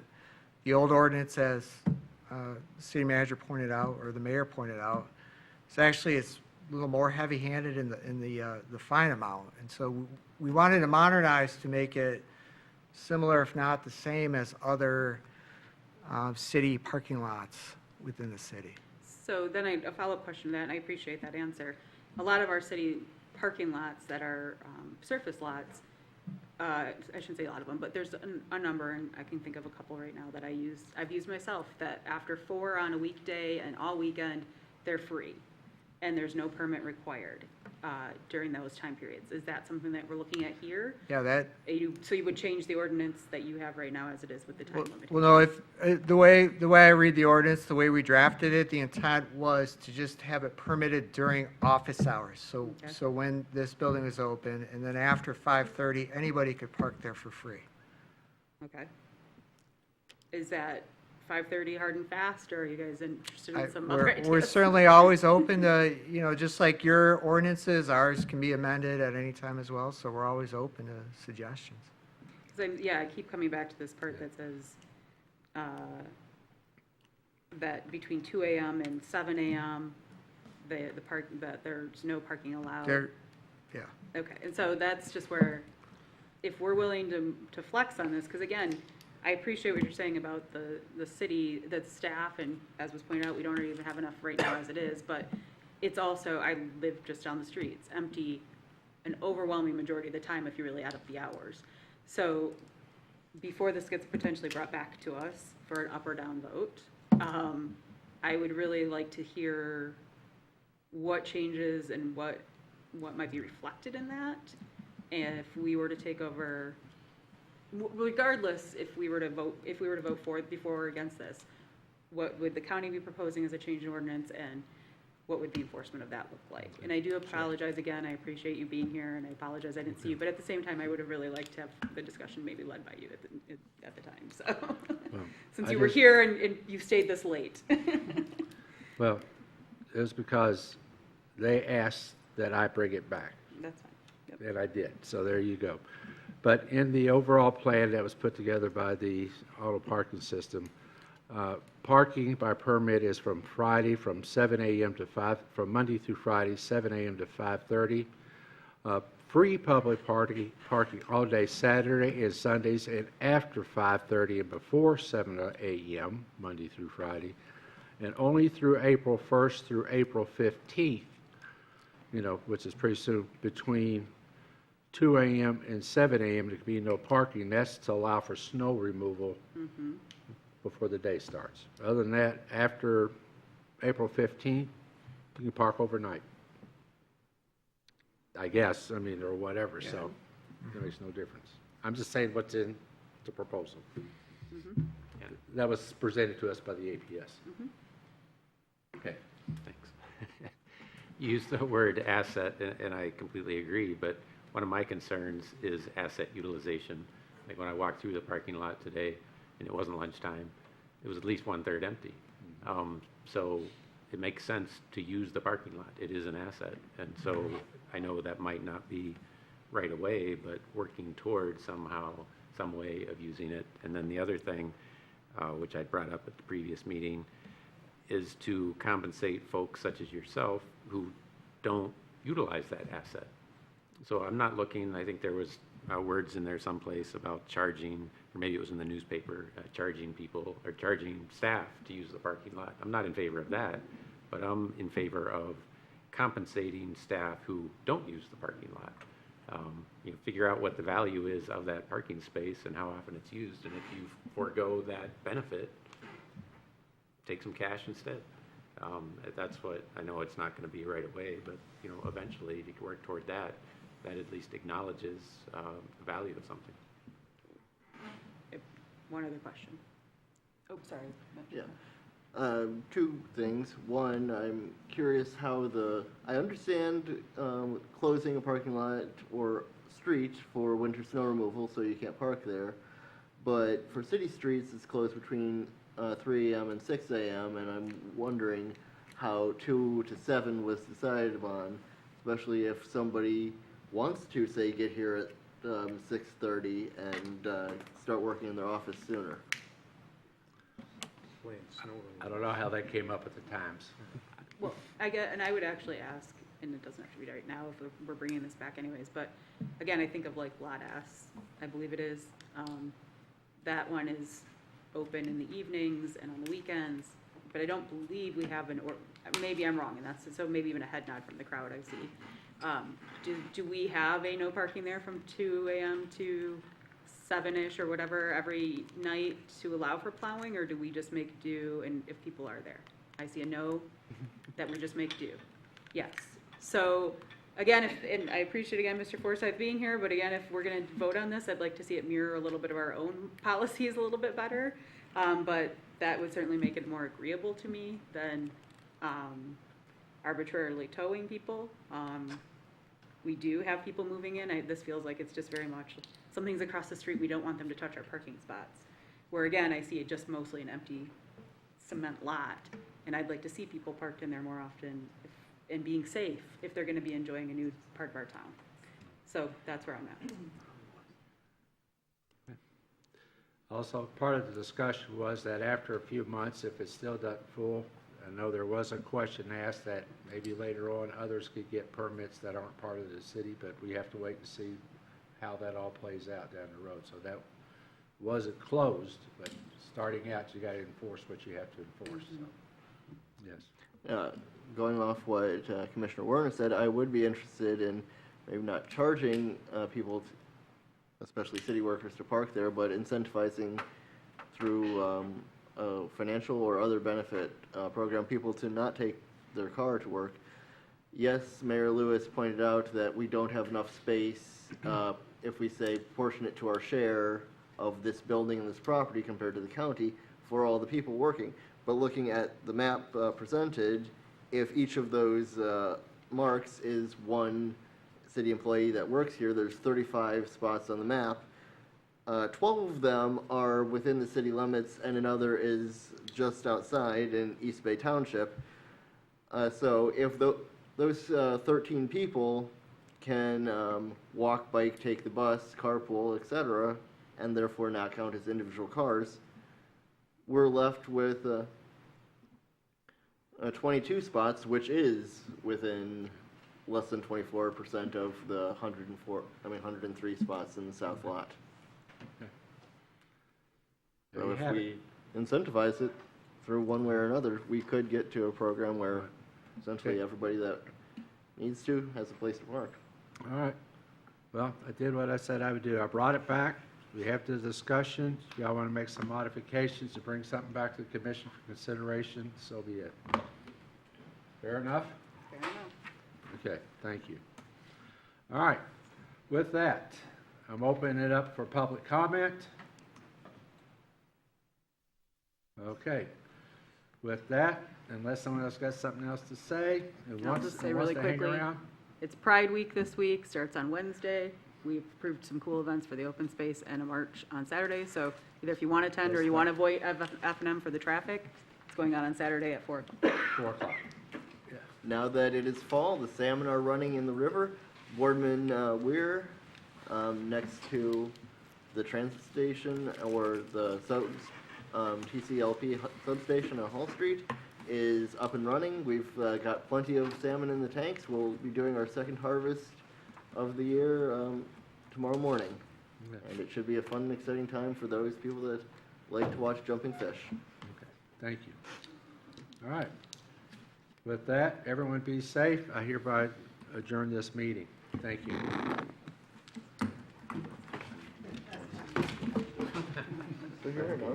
Lame duck already? Potato. Couldn't find those It means I can do what I want. It hasn't stopped, some members